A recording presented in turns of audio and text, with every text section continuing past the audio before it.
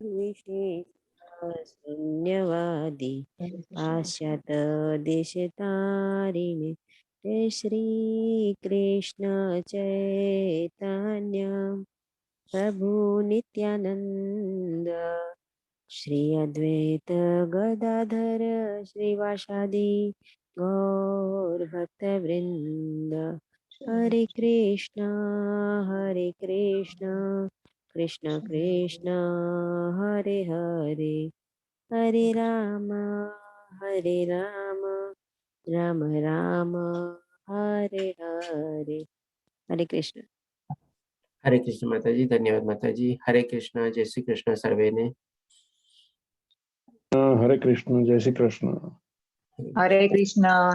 જય શ્રી હરે કૃષ્ણ. સર્વેને. જય શ્રી કૃષ્ણ. તો ચાલો આપણે આજે શરૂ કરીએ શ્રીમદ ભગવદ્ ગીતાનો અધ્યાય 12. તેનું નામ છે ભક્તિ યોગ. ભક્તિ યોગ ઘણા લોકોનો બહુ માનીતો અધ્યાય છે અને બહુ વાલો અધ્યાય છે. તો એમાં બે કારણ છે. એક તો સૌ પ્રથમ આપણે સૌથી નાનો અધ્યાય કહી શકીએ, ફક્ત આમાં 20 શ્લોકા છે. એવી જ રીતે પુરુષોત્તમ અધ્યાય બી ઘણો બધાને પોપ્યુલર અધ્યાય છે, એમાં પણ 20 શ્લોકા છે. અને બીજું જે મેઇન કારણ છે જેના કારણે ભક્તિ યોગ ઘણો પોપ્યુલર છે અને મારો પણ બહુ માનીતો અધ્યાય છે. શું કામ? તો કે ભાઈ આ ભક્તિ યોગમાં છે ને આપણને ભગવાન શ્રી કૃષ્ણ એકદમ ક્લિયર કટ આપણને સ્ટેપ વાઇઝ કહી દે છે કે ભાઈ તારે શું કરવાનું છે.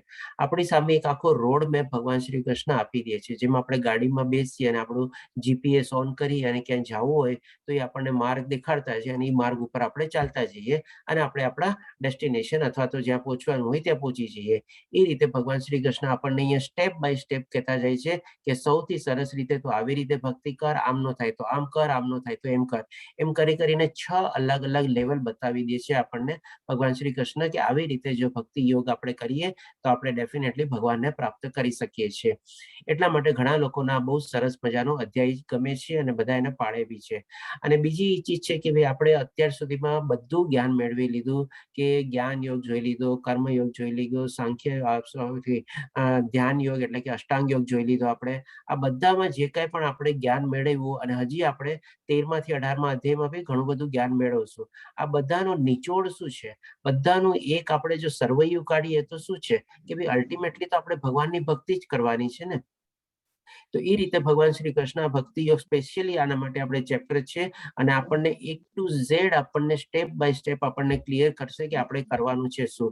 એટલે આપણા હાથમાં એક કહી શકીએ ને આપણે યુઝર મેન્યુઅલ અથવા ગાઈડ બુક આપણા હાથમાં આવી ગઈ કે હવે આપણે બધું જાણી લીધું, ન જાણ્યું તો બી ચાલો હવે મારે કરવાનું શું છે મને કયો, હું આપણે પ્રમાણે કરવા માંડીએ આપણે. તો હવે આપણે ભગવાન શ્રી કૃષ્ણ શું આમાં કહે છે આપણે સમજશું.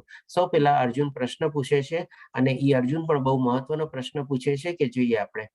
હવે આપણે આ સમજ્યા પહેલા એક થોડું ઘણું બેકગ્રાઉન્ડ સ્લાઇડ્સ લઈ લઈએ કે જે આ બધી સ્લાઇડ્સ આપણે ઓલરેડી પહેલા કવર કરેલી છે. તેમ છતાંય આ અધ્યાયના સંદર્ભમાં આપણે આને શોર્ટમાં સમજી લઈએ. સૌ પ્રથમ આપણે ભગવાનને 3 રીતે જાણી શકીએ, એના બારામાં જ્ઞાન મેળવી શકીએ અથવા એની આપણે ભક્તિ અથવા સ્તુતિ અથવા પ્રાર્થના કરી શકીએ.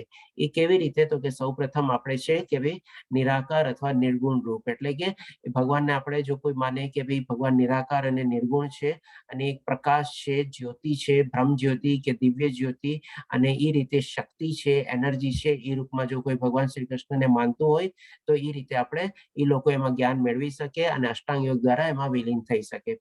પછી આવે છે ભગવાન શ્રી કૃષ્ણનું આપણે પરમાત્મા સ્વરૂપ, એટલે કે શંખ ચક્ર પદ્મ ગદા વાળું 4 હાથ વાળું જેને ચતુર્ભુજ રૂપ કહેવાય છે આપણે એ. આ પણ આપણે મોરલેસ આપણે કહી શકીએ કે ભાઈ આનું થોડુંક એડવાન્સ રૂપમાં છે આપણે નિરાકાર અથવા નિર્ગુણ રૂપનું. એ બી કમસે કમ થોડું ઘણું ભગવાન પરમાત્માને 4 હાથ વાળું એટલે કે ચતુર્ભુજ તરીકે જાણે છે. અને ત્યારબાદ આવે છે આપણે ભગવાનનું દેહધારી રૂપ અથવા દ્વિભુજા રૂપ, એટલે કે 2 ભુજા વાળું રૂપ, એટલે કે મનુષ્ય અવતાર.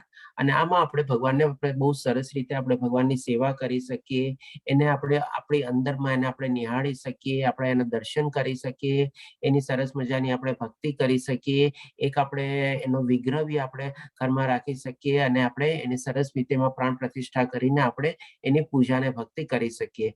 તો હવે આજે આપણે થોડુંક સમજીએ આગળ કે અલગ અલગ યુગમાં કેવી રીતે બધા લોકો આપણે ભક્તિ કરતા અને ભગવાન શ્રી કૃષ્ણને પામવાની કોશિશ કરતા. તો આપણે આ સ્લાઇડ પણ પહેલા લીધેલી છે. તો જેમ કે સતયુગમાં બધા લોકો મેડિટેશન અથવા ધ્યાન કરતા અથવા અષ્ટાંગ યોગ મેઇનલી કરતા અને એ રીતે ભગવાનમાં વિલીન થતા અથવા ભગવાનની પ્રાપ્તિ કરતા એ લોકો નિરાકાર અથવા નિર્ગુણ રૂપમાં. પછી આવે છે ત્રેતાયુગ, એટલે કે ત્રેતાયુગમાં લોકો બધા યજ્ઞ કરતા અને એ ટાઈમમાં બધા એવા સરસ મજાનું બધાને જ્ઞાન હતું, મંત્રોચ્ચાર એ બહુ સરસ રીતે કરી શકતા હતા અને એ રીતે યજ્ઞ કરીને ભગવાનને પ્રાપ્તિ કરતા અથવા એમની સાથે પાસેથી અલગ અલગ વરદાન મેળવતા. ત્યાર પછી આવે છે દ્વાપર યુગ.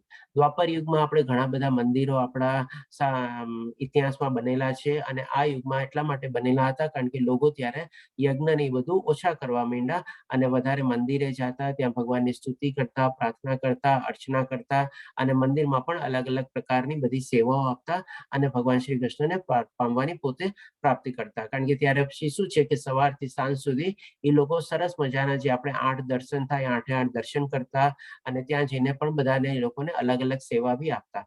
પછી હવે આવી ગયો કળિયુગ.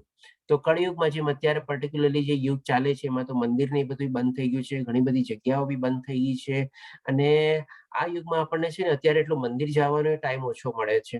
તો આપણે શું કે ભાઈ કળિયુગમાં આપણે જોઈ ગયા છે કે ભાઈ હરિનું જે નામ લઈએ આપણે અથવા તો મંત્રો ઉચ્ચાર કરીએ તો એ જ એકમાત્ર ઉપાય છે, એ જ એકમાત્ર ઉપાય છે અને એ જ એકમાત્ર ઉપાય છે કે જેથી કરીને આપણે ભગવાનને પ્રાપ્તિ કરી શકીએ છીએ. એટલે કળિયુગમાં મહામંત્રનો જપ એટલે કે હરે કૃષ્ણ કૃષ્ણ કૃષ્ણ હરે હરે, હરે રામ રામ રામ હરે હરે એનો આપણે કન્ટિન્યુઅસ જપ કરવો જોઈએ. દિવસમાં એટલીસ્ટ કમસે કમ 1 માળા તો કરવી જ જોઈએ અને જો 16 માળા થાય તો સૌથી સારું. એ આપણે સરસ રીતે જાણી ગયા હતા. આ બધી ચીજ આપણે ઓલરેડી કવર કરેલી છે. ખાલી આપણે ભક્તિ યોગના થોડા બેકગ્રાઉન્ડ તરીકે આપણે આ સમજી લઈએ કે આપણે કેવી રીતે અત્યારે ભક્તિ યોગ કરવાનો છે આ કળિયુગમાં. તો હવે અહીંયા પ્રશ્ન થાય છે અર્જુનનો. પહેલો પ્રશ્ન આવે છે પહેલા શ્લોકમાં. અર્જુને પૂછ્યું, જેઓ આપની ભક્તિમય સેવામાં સદૈવ તત્પર રહે છે અથવા જેઓ અવ્યક્ત નિર્વિશેષ બ્રહ્મની ઉપાસના કરે છે, આ બેમાંથી કોને વધારે પૂર્ણ સિદ્ધ માનવા? એટલે કે પેલું શું છે, અર્જુન પૂછે છે કે જે લોકો આપની ભક્તિમય સેવામાં એટલે કે આકાર રૂપમાં આપની ભક્તિ કરે છે, સેવા કરે છે, આપની સ્તુતિ કરે છે, પ્રાર્થના કરે છે અને બીજી બાજુ અર્જુન પૂછે છે કે ભાઈ અવ્યક્ત નિર્વિશેષ એટલે કે નિરાકાર અથવા નિર્ગુણ રૂપ, જેમ અહીંયા આપણી સામે એક જ્યોતિ અથવા લાઇટ છે, પ્રકાશ છે, એનર્જી છે, શક્તિ છે, એ રૂપમાં જે લોકો ઉપાસના કરે છે તો આ બેમાંથી વધારે કોને આપણે સિદ્ધ માનવા જોઈએ? હવે અર્જુનનો પ્રશ્ન બી ડેફિનેટલી બરોબર છે કે ભાઈ ભગવાન શ્રી કૃષ્ણે બધી ચીજ બતાવી એટલે હવે એના મનમાં થાય છે કે ભાઈ આવી ટાઈપના બે માણસો બી છે, એમાંથી કોણ વધારે સિદ્ધ કહેવાય? તો હવે ભગવાન શ્રી કૃષ્ણ શું જવાબ આપે છે બીજા શ્લોકમાં એ આપણે જોઈએ.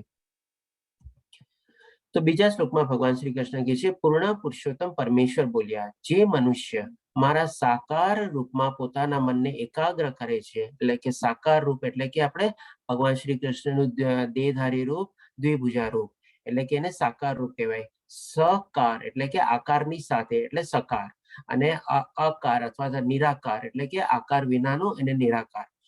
આ રીતે સકાર રૂપમાં એટલે કે સાકાર રૂપમાં જે મને એકાગ્ર કરે છે અને અત્યંત શ્રદ્ધાપૂર્વક મારી પૂજા કરવામાં પરાયણ રહે છે.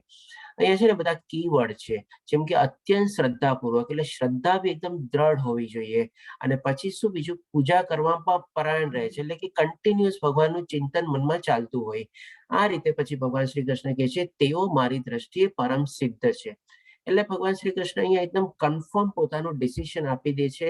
હવે આનાથી વધારે આપણે કેવી રીતે ભગવાન પાસેથી આપણે માંગી શકીએ કે ભાઈ નિરાકાર અથવા નિર્ગુણ રૂપમાં જે કરે છે એ કેમ વધારે સિદ્ધ કેમ નહીં? તેમ છતાં ભગવાન એનું બી રીઝન આપે છે. આપણે ત્રીજા શ્લોકમાં એ બી જોશું કે એ લોકો માટે બી શું શું તકલીફ થાય છે અને શું કામ એ લોકો સિદ્ધિ પામી નથી શકતા. ત્યારે આ રીતે જે મારી આ સકાર રૂપમાં ભક્તિ કરે છે, સેવા કરે છે, મારી પૂજા કરે છે અને કન્ટિન્યુઅસ મારું ચિંતન કરે છે, એ લોકો પરમ સિદ્ધ પામી શકે છે અને પરમ સિદ્ધ ભક્ત બી બની શકે છે. હવે ભગવાન ત્રીજા શ્લોકમાં આપણને સમજાવશે કે ભાઈ જે લોકો નિરાકાર અથવા નિર્ગુણ રૂપમાં ભગવાનની સ્તુતિ કરે છે અથવા ભગવાનને પામવાની કોશિશ કરે છે, એમાં શું શું અડચણ આવે છે, શું બાધા આવે છે, કેવી રીતે એના માટે કઠિન છે અને કેવી રીતે એ લોકો ભગવાન શ્રી કૃષ્ણને સંપૂર્ણ રીતે પ્રાપ્ત નથી કરી શકતા એ બી બતાવશે. તો પેલા ત્રીજા શ્લોકમાં ભગવાન શ્રી કૃષ્ણ કહે છે, પરંતુ જે લોકો, પરંતુ એટલે કે સિક્કાની બીજી બાજુ એટલે કે જે લોકો નિરાકાર અને નિર્ગુણ રૂપમાં ભગવાનની સ્તુતિ કરે છે અથવા પામવાની કોશિશ કરે છે એ લોકો, એટલે કે પરંતુ જે લોકો ઇન્દ્રિયોને વશ કરીને, એટલે કે સંપૂર્ણ રીતે ઇન્દ્રિયો ઉપર કાબુ મેળવેલો છે. આપણે અષ્ટાંગ યોગમાં બધા સરસ મજાના સ્ટેપ્સ જોઈ ગયા હતા. આપણે પ્રાણાયામ પછીના સ્ટેજમાં બધા આવે છે કે જ્યારે ઇન્દ્રિયો ઉપર વશ મેળવી લઈએ અને પોતાની જાતને ભૌતિક દુનિયાથી સમૂળ રીતે પાછું ખેંચી લઈએ અથવા અલગ તારવી લઈએ, એને કહેવાય છે કે ઇન્દ્રિયો ઉપર વશ મેળવવો. અને સૌ પ્રત્યે સંભાવ રાખીને, સૌ પ્રત્યે સંભાવ એટલે કે બધામાં એક જ આત્માનો વાસ એને જોવાનો છે. ને પરમ સત્યની નિરાકાર કલ્પનાની અંતર્ગત તે અવ્યક્તની પૂર્ણ રીતે પૂજા કરે છે.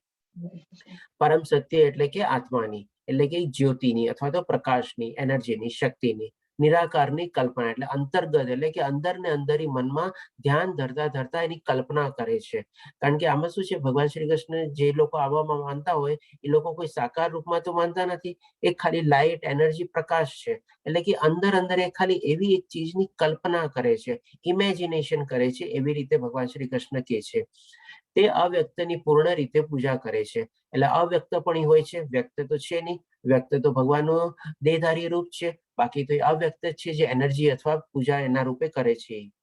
જે હવે ઇન્દ્રિયોની અનુભૂતિના પરે છે, કે પૂજા કરે છે એટલે કોની પૂજા કરે છે, કે જે ઇન્દ્રિયોની અનુભૂતિના પરે છે. એટલે કે ભગવાન શ્રી કૃષ્ણ હવે પોતે જે છે એ ઇન્દ્રિયોના અનુભૂતિની પરે છે, સર્વવ્યાપી છે, અકલ્પનીય છે, અપરિવર્તનશીલ છે, અચલ તથા ધ્રુવ છે. એટલે આ ભગવાન શ્રી કૃષ્ણ બધા જે કેરેક્ટરિસ્ટિક્સ અહીંયા બતાવ્યા છે એ નિરાકાર અને નિર્ગુણ રૂપના કેરેક્ટરિસ્ટિક બતાવ્યા છે. શું શું કેરેક્ટરિસ્ટિક? તો કે બધી ઇન્દ્રિયોને અનુભૂતિથી પરે છે, એટલે કે ડેફિનેટલી આ ભૌતિક દુનિયાને બધાથી ત્રિગુણી માયાથી પરે છે, સર્વવ્યાપી, બધે વ્યાપક થયેલા છે, આકાશની જેમ, અકલ્પનીય એટલે એ ટાઈપની કલ્પના કરવી બહુ ડિફિકલ્ટ છે, એટલે અકલ્પનીય કહે છે.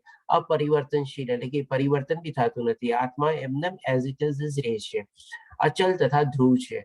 તેઓ સર્વના કલ્યાણમાં પરવાયેલા રહીને અંતે મને પ્રાપ્ત કરે છે. હવે અહીંયા તેઓ એટલે કોણ? જે લોકો નિરાકાર અને નિર્ગુણ રૂપમાં ભગવાનની સ્તુતિ પ્રાર્થના કરે છે, અંતર્ગત કલ્પના કરે છે, એ લોકો માટે તેઓ સર્વના કલ્યાણમાં પરવાયેલા, બધાનું કલ્યાણકારી કામ જ કરતા હોય છે. ડેફિનેટલી કોઈ અસુરી વ્યક્તિ કે કઈ હોતું નથી અને સારી એવી પ્રવૃત્તિમાં જ પરવાયેલા હોય છે અને અંતે મને પ્રાપ્ત કરે છે. હવે આ રીતે ભગવાન શ્રી કૃષ્ણ કહે છે, જો આવી રીતે એ લોકો મને પોતાની કલ્પના કરી અને સરસ રીતે જો એમાં ઇન્વોલ્વ થાય તો એ લોકો પણ અંતે મને પ્રાપ્ત કરે છે.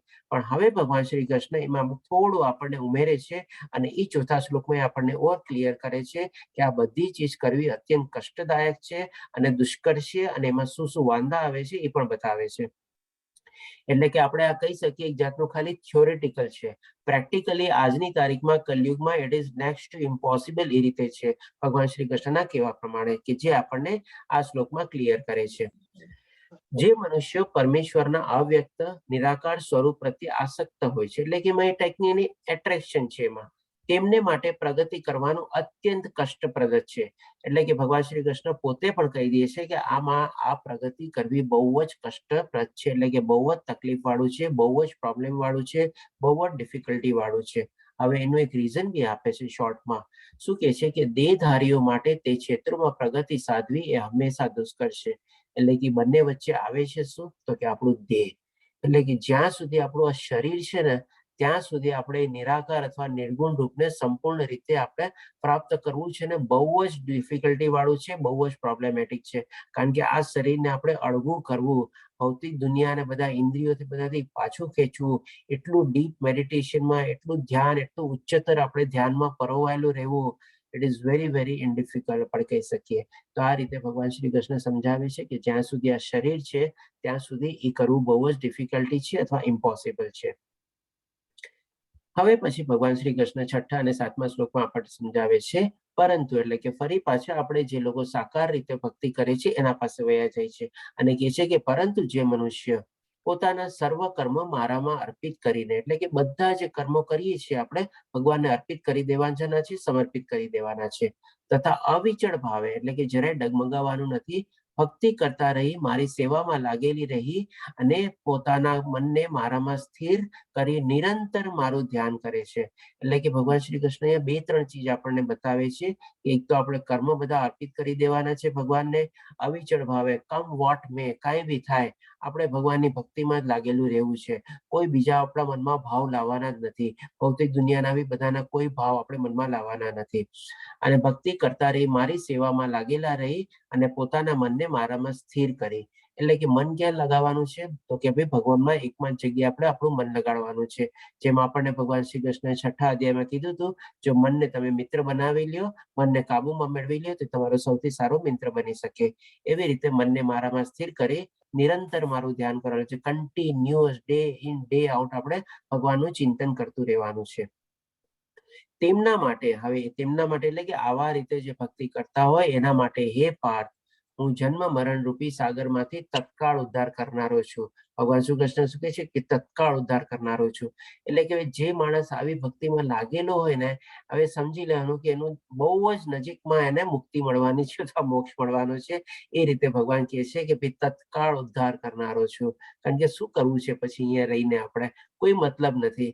તો આ રીતે ભગવાન શ્રી કૃષ્ણ કહે છે કે જન્મ મરણ રૂપી એટલે કે આ જે ભવસાગર છે એમાં જન્મ મૃત્યુ જરા વ્યાધિ ચારે ચાર ચીજમાંથી આપણને મુક્તિ મેળવવા માટે ભગવાન શ્રી કૃષ્ણ આપણો હાથ ઝીલવા આવશે અને તત્કાળ આપણો ઉદ્ધાર થઈ શકશે. તો એ રીતે એક સિમ્બોલિક પિક્ચર અહીંયા આપેલું છે. ભગવાન શ્રી કૃષ્ણ આપણો હાથ ઝીલવા ઓલવેઝ રેડી છે. ખાલી આપણે આવા ભક્ત બનવાનું છે. તો આપણે આ ભવસાગરમાંથી સરસ રીતે પાર થઈએ અને આપણે મુક્તિ પામીએ અથવા મોક્ષ પામીએ. હવે ભગવાન શ્રી કૃષ્ણ અહીંયાથી આપણે મેઇન ચીજ શરૂ થાય છે. અહીંયાથી આપણે કહી શકીએ કે આપણું જે જીપીએસ ઓલું જે છે, મોટર ગાડીમાં બેઠા છે, ક્યાં પહોંચવું છે એનું આપણને માર્ગ શરૂ કરવાનું દેખાડે છે. કે આ કેવી રીતે અલગ અલગ લેવલમાં ભગવાન શ્રી કૃષ્ણ આપણે ભક્તિ કરવી જોઈએ એ આપણને બતાવે છે. તો અહીંયા સૌ પ્રથમ આપણી સામે જે છે નંબર 1 કરીને લખેલું બી છે, અનન્ય ભક્તિ, જે ભગવાન શ્રી કૃષ્ણ 8મા શ્લોકમાં કહે છે, પૂર્ણ પુરુષોત્તમ પરમેશ્વર, એવા મારામાં ચિંતનને સ્થિર કર અને મારામાં જ તારી સમગ્ર બુદ્ધિને પરોવી દે. એ રીતે તું સદા મારામાં નિવાસ કરીશ, એમાં સંદેહ નથી. હવે ભગવાન શ્રી કૃષ્ણ એક જાતનો આ પ્રોમિઝરી નોટ લખીને આપી દે છે, એકદમ કન્ફર્મ કહી દે છે અને પ્રોમિસ આપે છે કે ભાઈ જો આ રીતે તું કન્ટિન્યુઅસ તારું મનને મારામાં સ્થિર કરીશ, તારી બુદ્ધિને મારામાં પરોવી દઈશ અને સદા આવી રીતે જો તું કરતો રહીશ, તો ડેફિનેટલી તું પણ હંમેશા મારી સાથે જ નિવાસ કરીશ, એટલે કે મારી સાથે જ રહીશ. તો હવે આ જે ભક્તિ છે ને, આપણે અનન્ય ભક્તિ એટલે કે આપણે કહી શકીએ કે ભગવાન શ્રી કૃષ્ણની સાથે આપણને રહેવા મળે છે. આ ભક્તિ આ રીતે જો આપણે ભક્તિ કરીએ તો જસ્ટ આપણે અહીંયા બધા ગોવાળિયા અને ભગવાન શ્રી કૃષ્ણના મિત્રોને બધા તમે જોઈ શકો છો, એ લોકોને કન્ટિન્યુઅસ બસ ભગવાનનો ચહેરો ને બધું દેખાતું હોય ને એની જ ભક્તિમાં તલ્લીન હોય, એના ભક્તિમાં લીન હોય, બીજું એને કઈ સુજતું જ ન હોય. તો આવી રીતે ડેફિનેટલી જો આવી ભક્તિ કરતા હોય તો આપણને પણ ભગવાનની સાથે રહેવાનો મોકો મળશે, કારણ કે ભગવાન પોતે કહે છે એમાં સંદેહ નથી. હવે માની લો આ રીતે ન થઈ શકતું એ. હવે કળિયુગમાં આવી થોડું ઘણું ડિફિકલ્ટ છે, કારણ કે આપણે બધા આપણે કામમાં ને એમાં બધામાં લાગેલા હોઈએ. તો હવે જેમ આપણી સામે આવે છે નંબર 2 કરીને અહીંયા સાધના ભક્તિ. તો અહીંયા ભગવાન શ્રી કૃષ્ણ કહે છે કે એટલે હવે ભગવાન શું છે, એક સીડી નીચે ઉતરે છે. એકદમ પહેલા ટોપમોસ્ટ આપણને કહી દીધું કે મારા ભક્ત કેવા હોય, કેવી રીતે ભક્તિ કરે ને એ બધું કીધું, કે આવી ટાઈપથી, આવા ભાવથી, આવી પ્રેમ, આવી લાગણી અને આવી શ્રદ્ધાથી, આવી રીતે બુદ્ધિ, આવી રીતે મન, એ બધું મારામાં જ લાગેલું હોય અને કન્ટિન્યુઅસ મારું ચિંતન કરતા રહીએ. તો માની લો એવી રીતે ન થઈ શકતું હોય તો ભગવાન શ્રી કૃષ્ણ શું કહે છે, એક સ્ટેપ નીચે આવે છે અને કહે છે, હે પ્રિય અર્જુન, હે ધનંજય, જો તું તારા ચિત્તને અવિચળ ભાવે મારામાં સ્થિર કરી ન શકે તો તું ભક્તિ યોગના વિધિ વિધાનોનું પાલન કર, એ રીતે મને પામવાની ઈચ્છાને વિકસિત કર. હવે આમાં શું છે, ભગવાન શ્રી કૃષ્ણ કહે છે કે ભાઈ મારામાં મન સ્થિર કરીને બધા ભક્તિ વિધાનોનું પાલન કર. એટલે કે ભક્તિ યોગના બધા વિધિ વિધાનો શું હોય, આપણે થોડું ઘણું શાસ્ત્ર વાંચીએ, કીર્તન કરીએ, ત્યાં જઈને આપણે ભગવાનના મંદિરમાં જઈને આપણે ભગવાનના 8 દર્શન કરીએ, ભગવાનની ઘરે આપણે સેવા હોય તો એની સવારે ઉઠીને સરસ મજાની સેવા કરીએ, અર્ચના કરીએ, આપણે પ્રાર્થના કરીએ અને ભજન ગાઈએ, આરતી ગાઈએ, કીર્તન કરીએ. એ બધું કરીને આપણે કહી શકીએ કે ભાઈ આવી રીતે મારા ભક્તિ યોગના વિધિ વિધાનોનું પાલન કરીને મારી ભક્તિ કર. તો આપણને ડેફિનેટલી એક અમુક લેવલ જો આપણે પાર કરી લીધું હોય, પછી જયારે રિટાયરમેન્ટ થઈ ગયા હોય, તો આ લેવલ આપણા માટે ઘણી ખરું આપણે પોસિબલ કરી શકીએ છીએ આપણે. પછી ભગવાન શ્રી કૃષ્ણ આપણને કહે છે કે માની લો આ રીતે પણ ન થતું હોય, એટલે કે પછી ઓર એક પગથિયું ભગવાન શ્રી કૃષ્ણ નીચે ઉતરે છે અને કહે છે કે ભાઈ નિષ્કામ કર્મયોગ. હવે આમાં ભગવાન શ્રી કૃષ્ણ કહે છે, જો તું ભક્તિ યોગના વિધિ વિધાનોનું પાલન ન કરી શકે, એટલે એ રીતે પણ ન કરી શકતો હોય માની લે તો શું કરવાનું, તો મારા માટે કર્મ કરવાનો પ્રયત્ન કર, કારણ કે મારા માટે કર્મો કરવાથી તું પણ પૂર્ણ અવસ્થા સિદ્ધિને પ્રાપ્ત કરીશ. હવે આમાં આપણે સંદર્ભમાં છે ને એક નાનકડી સ્ટોરી લઈ લઈએ. આપણે જે કાંઈ પણ કર્મ ને બધું કરીએ છીએ તો આમાં ભગવાન શ્રી કૃષ્ણના કહેવાના પ્રમાણે કેવી રીતે કહે છે કે તે મારા માટે કર્મ કરવાનો પ્રયત્ન કર, અને કારણ કે મારા માટે કર્મો કરવાથી તું પૂર્ણ અવસ્થાને પ્રાપ્ત કરી શકીશ. એટલે કે માની લે આપણે ઘણા લોકો એમ હોય કે ભાઈ હું મારું કામ ને બધું બહુ સરસ રીતે કરું છું, કામ અપ ટુ ડેટ કરું છું, બધું કરું છું, પણ હવે એમાં પણ કૃષ્ણમય ભાવના હજી નથી આવી. તો હવે આપણે નાનકડો એક દ્રષ્ટાંત લઈ લઈએ, એક સ્મોલ સ્ટોરી ટાઈપનું આપણે લઈ લઈએ કે માની લો એક જગ્યાએ એક બહુ મોટો રોડ બની રહ્યો છે. હવે એ રોડમાં બધા અલગ અલગ મજદૂર લોકો કામ કરી રહ્યા છે. હવે એમાં એક મજદૂરને એક જઈને પૂછે છે કે ભાઈ તું શું કરે છે આ? તો ઓલો મજદૂર કે છે કે ભાઈ આ હું પાણા ને પથ્થર ને આ ને તે ને બધું ટુકડા કરું છું, આમ કરું છું, તેમ કરું છું, અને પછી એ પ્રમાણે સાંજના મને મારી રોજી રોટીના પૈસા મળશે, 8 કલાક કામ કરીશ તો એનાથી હું શું કરીશ કે ભાઈ મારા ફેમિલીને જઈને ખાવા પીવાનું આપીશ, અને એ પ્રમાણે મારા ગુજરાન ચાલે છે અને બધું ચાલે છે એવી રીતે. એટલે કે એ માણસ જે છે ને આપણે કહી શકીએ કે ભાઈ એ ખાલી પોતાના શારીરિક સ્તર ઉપર અને થોડા ઘણા ઇન્દ્રિય વિષયો સ્તર ઉપર જ જુએ છે કે ભાઈ રોટી, કપડા ઓર મકાન અને પોતાનું જે ફેમિલી છે એને લઈને બેઠો છે. એ રીતે એ પ્રમાણે કરે છે. પછી એવી જ રીતે બીજો મજદૂર કામ કરતો હોય છે તો બીજા મજદૂરને જઈને પૂછે છે કે ભાઈ તું શું કરે છે? તો કે આ તમે જે રોડ જુઓ છો ને, અહીંયાથી જે રોડ જશે, અહીંયાથી પાર થશે, આ બહુ સરસ મજાનો રોડ થઈ જશે, અમે અહીંયા રોડ બનાવવાનું કામ કરીએ છીએ, અને પછી ગાડીઓને આવવા જવાની આ તે બધાને બહુ સરસ સુવિધા થશે અને બધા લોકો સરસ રીતે આગળ ને બધું જઈ શકશે. હવે એને પણ પછી કે છે કે ઓકે તને શું પછી આનાથી મળશે? તો કેવું કે આ બધું કરીશ ને એટલે પછી મને મારી જે રોજી રોટી છે મળશે, અને ઓકે મારી લાઈફની પ્રમાણે સ્ટાઇલ ચાલશે. એટલે કે થોડી ઘણી એ પ્રમાણે પોતાની મન અને બુદ્ધિને એપ્લાય કરે છે. ખાલી શારીરિક અને વિશેષ સ્તર સુધી નથી જીવતો એ. અને એ કહે છે કે ઓકે રોડની સરસ બનશે, ગાડીઓ બધી સરસ રીતે આવશે જશે, માણસોની બધાની આવવા જવાની સરસ મજાનો રોડ ને પહોળો થઈ જશે અને બહુ સુવિધા રહેશે. એટલે કે આ થયો બીજો માણસ, આ બીજો કારીગર. હવે ત્રીજા કારીગરને જઈને પૂછે છે કે ભાઈ તું શું કરે છે? તો એ કારીગર કહે છે કે તમને વાહ ઓલું મંદિર દેખાય છે, એ જે મંદિર છે ને એની આગળ આ જે રસ્તો જે છે ને એ આખો જવાનો છે.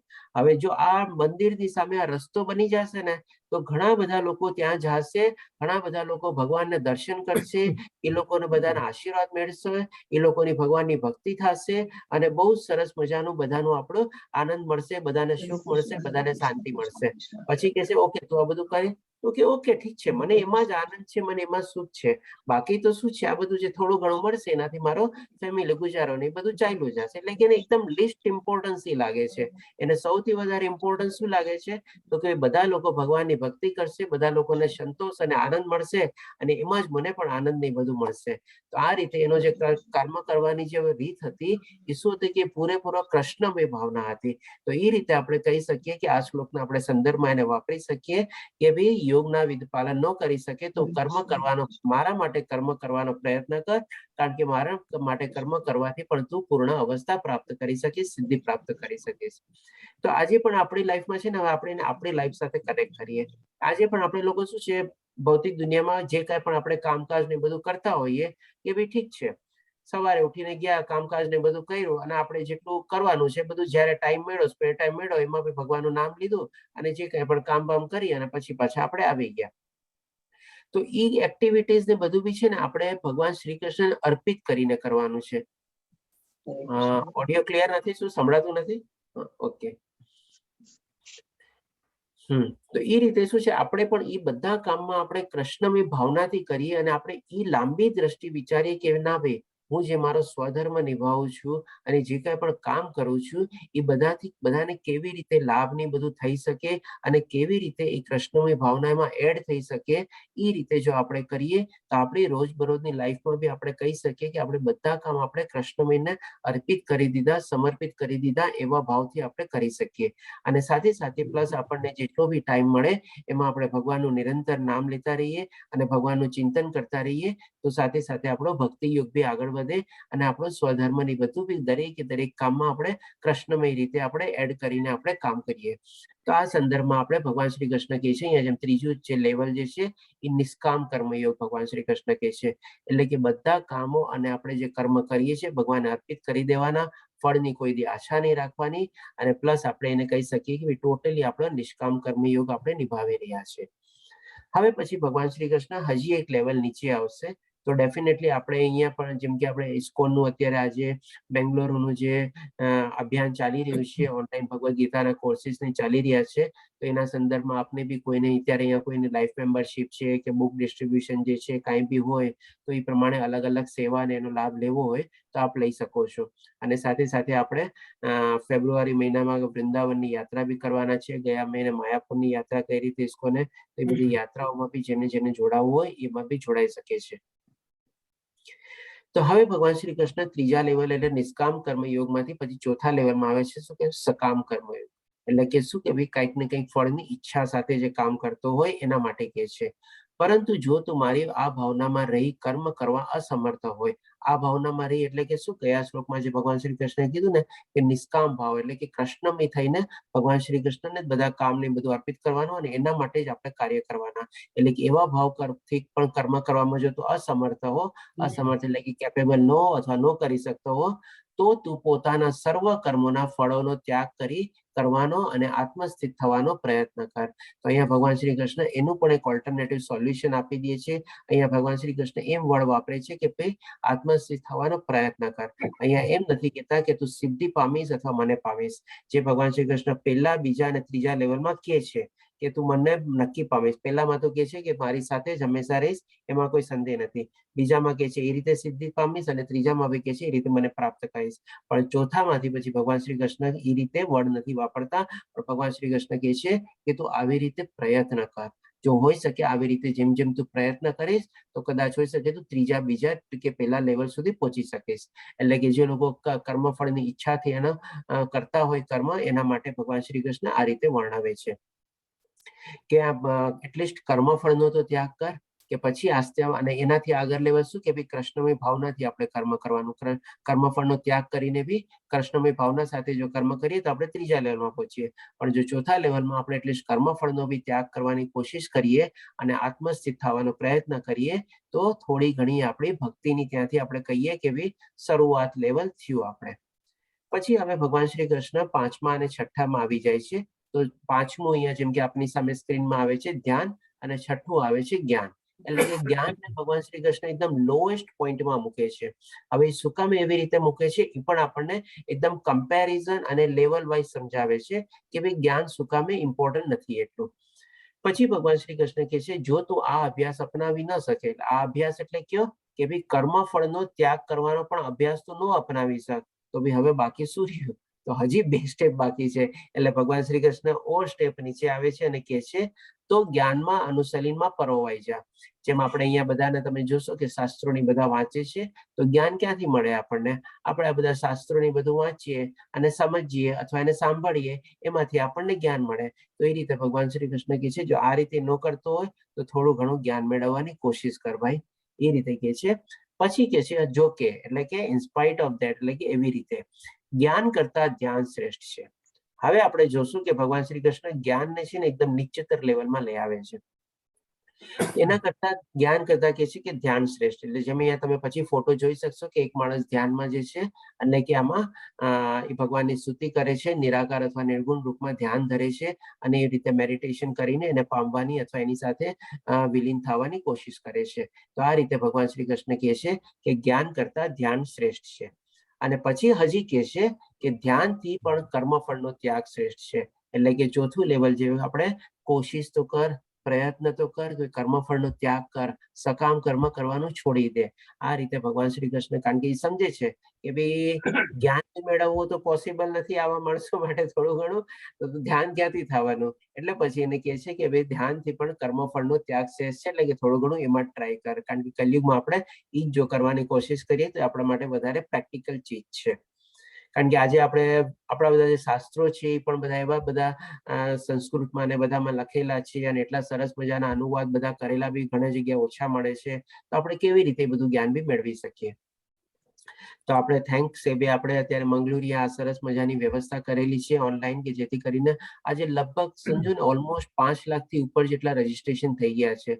કમસે કમ 10 થી 11 લેંગ્વેજમાં ચાલે છે, અને એક લેંગ્વેજમાં 2 થી 3 4 બેચ ચાલે છે. અને પ્લસ પાછું એમાં બી ડિવિઝન છે કે ભાઈ એડલ્ટ માટે, યુથ માટે અને કિડ્સ માટે.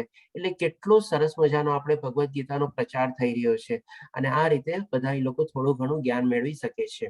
પ્લસ આના અલગ બધા લેવલ બી ચાલે છે. આપણે તો અત્યારે ફર્સ્ટ લેવલમાં જ છીએ, તો બધા ડેફિનેટલી લેવલ બી અલગ અલગ છે, એમાં પણ બધાને ઘણો સારો એવો બેનિફિટ મળે છે. આ રીતે ભગવાન શ્રી કૃષ્ણ કહે છે કે જ્ઞાન કરતા ધ્યાન શ્રેષ્ઠ છે, અને ધ્યાન કરતા પણ કર્મફળનો ત્યાગ શ્રેષ્ઠ છે. હવે એનું કારણ બી આપે છે, કારણ કે આવા ત્યાગ દ્વારા મનુષ્ય મનની શાંતિ પ્રાપ્ત કરી શકે છે. એટલે કે શેના દ્વારા? તો કે ભાઈ કર્મફળનો ત્યાગ કરી દેવાનો, કે ભાઈ ઠીક છે, જે થાય ઓકે, બધું ભગવાનને સમર્પિત કરી દેવાનું, ભગવાનને અર્પિત કરી દેવાનું, કર્મફળની કોઈ ઈચ્છા નહીં રાખવાની, જે મળે એ બધું ભગવાનની મરજી પ્રમાણે જ બધું મળે છે. એ રીતે સમજીએ આપણે તો આપણા મનને કેટલી શાંત મળે. નહીં તો આપણે શું છે, હંમેશા મને આ ન મળ્યું, મને ઓલું ન મળ્યું, મને આ વધારે જોતું હતું, મને ઓલું વધારે જોતું હતું, મારે વાં જવું હતું, મારે અહીંયા જવું હતું, મારે ઓલાને મળવું હતું, મારે આને મળવું હતું, મારે આ ચીજ નવી લેવી હતી, ઓલી ચીજ નવી લેવી હતી. આ બધું હોય છે મનમાં, તો આપણને કેટલી અશાંતિ જ રહેતા હોય છે ને. અને એકવાર માની લે આપણે છોડી દઈએ છીએ ને, પછી આપણને કઈ મતલબ જ નથી રહેતો, કે ભાઈ ઠીક છે, જે છે કેટલી સરસ શાંતિ છે, સુખ છે. તો આ રીતે ભગવાન શ્રી કૃષ્ણ લોજિકલી આપણને સમજાવે છે કે જો આવી રીતે ત્યાગ કરશું, એટલે કે કર્મફળનો ત્યાગ કરશું, તો મનુષ્યને મનની શાંતિ પ્રાપ્ત થાય છે. હવે જેવી મનની શાંતિ પ્રાપ્ત થાય એટલે કે ઓટોમેટિકલી મન આપણું કંટ્રોલમાં આવી ગયું. હવે જેવું મન આપણા કંટ્રોલમાં આવ્યું, મન આપણો મિત્ર બની ગયો.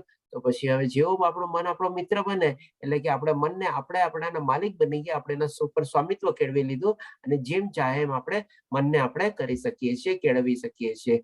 તો આ રીતે પણ ભગવાન શ્રી કૃષ્ણ આપણને બહુ સરસ રીતે સમજાવે છે. હવે એક ટેબ્યુલર ફોર્મ આવી ગયું, જે આપણે અત્યાર સુધી 6 લેવલ સમજાવ્યા, જે ભગવાન શ્રી કૃષ્ણ આપણને સૌથી પહેલા ટોપ મોસ્ટ એટલે કે અનન્ય ભક્તિ, પછી આવે છે સાધના ભક્તિ, સાધના ભક્તિ પછી આવે છે નિષ્કામ કર્મયોગ, નિષ્કામ કર્મયોગ પછી સકામ કર્મયોગ. પણ સાથે સાથે આપણે શું કરવાનું? કે કર્મફળનો ત્યાગ કરવાની કોશિશ કરવાની, અથવા તો જે કાંઈ પણ ફળ મળે એમાં સંતોષ રહેવાનો, એમાં આનંદ પામવાનો, અને એમ સમજવાનું કે ભગવાન શ્રી કૃષ્ણની મરજીથી જ મળે છે આપણને. એવી રીતે આપણે કરીએ તો પણ થોડો ઘણો આપણે કર્મફળનો ત્યાગ તરફ આપણે પ્રેરાતા જઈએ.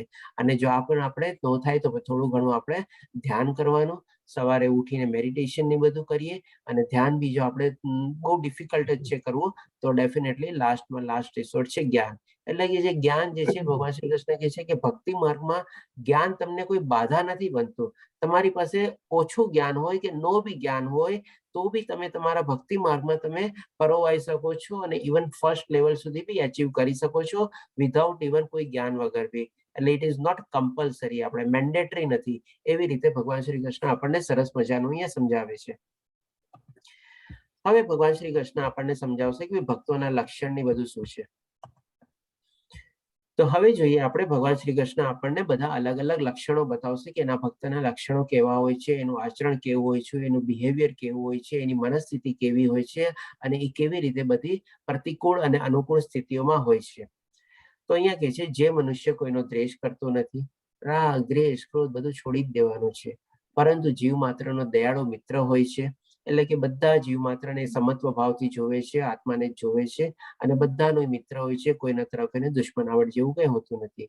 જે પોતાને સ્વામી માનતો નથી, આપણે જે કહીએ ને કે ભાઈ આ મેં કરી લીધું, આ મારા કારણે થયું, હું નહોતો આમ તો થાત, મેં હતો એટલે આમ થયું, એ બધું છે. અને જે કાંઈ પણ પ્રોપર્ટી એસેટ બધું બનાવ્યું, આ મારું છે, મેં આટલું કર્યું છે, આવી રીતે. એટલે કે જ્યાં મેં જે હોય ને, બકરીની જેમ કરી રાખો હોય, એવી રીતે જો સ્વામિત્વ હોય એવું કાંઈ નથી રાખવાનું. ભગવાન શ્રી કૃષ્ણ કહે છે કે જે પોતાને સ્વામી માનતો નથી, બધાને ભગવાનની કૃપા માને છે, કે ભાઈ જે કાંઈ પણ થયું ભગવાનની કૃપા છે, ભગવાને મને આપ્યું છે બસ, અને એમનું જ છે, કારણ કે હું તો કઈ સાથે લઈને જવાનું નથી. એવી રીતે પોતાને કોઈ ચીજનો સ્વામી માનતો નથી, ગમે તેટલી એની પાસે પ્રોપર્ટી આ તે બધું હોય તો બી. તથા મિથ્યા અહંકારથી રહિત છે, એટલે કે સૌથી પહેલા ફોલ્સ ઈગો કોઈ જાતનો કંઈ છે નહીં. અને જ્યારે આ સ્વામિત્વ ભાવ આવી જાય ને આપણામાં, ત્યાર પછી આ અહંકાર છે ને ઓટોમેટિકલી વયો જાય, કારણ કે બંને ચીજ એક સાથે રહે જ નહીં.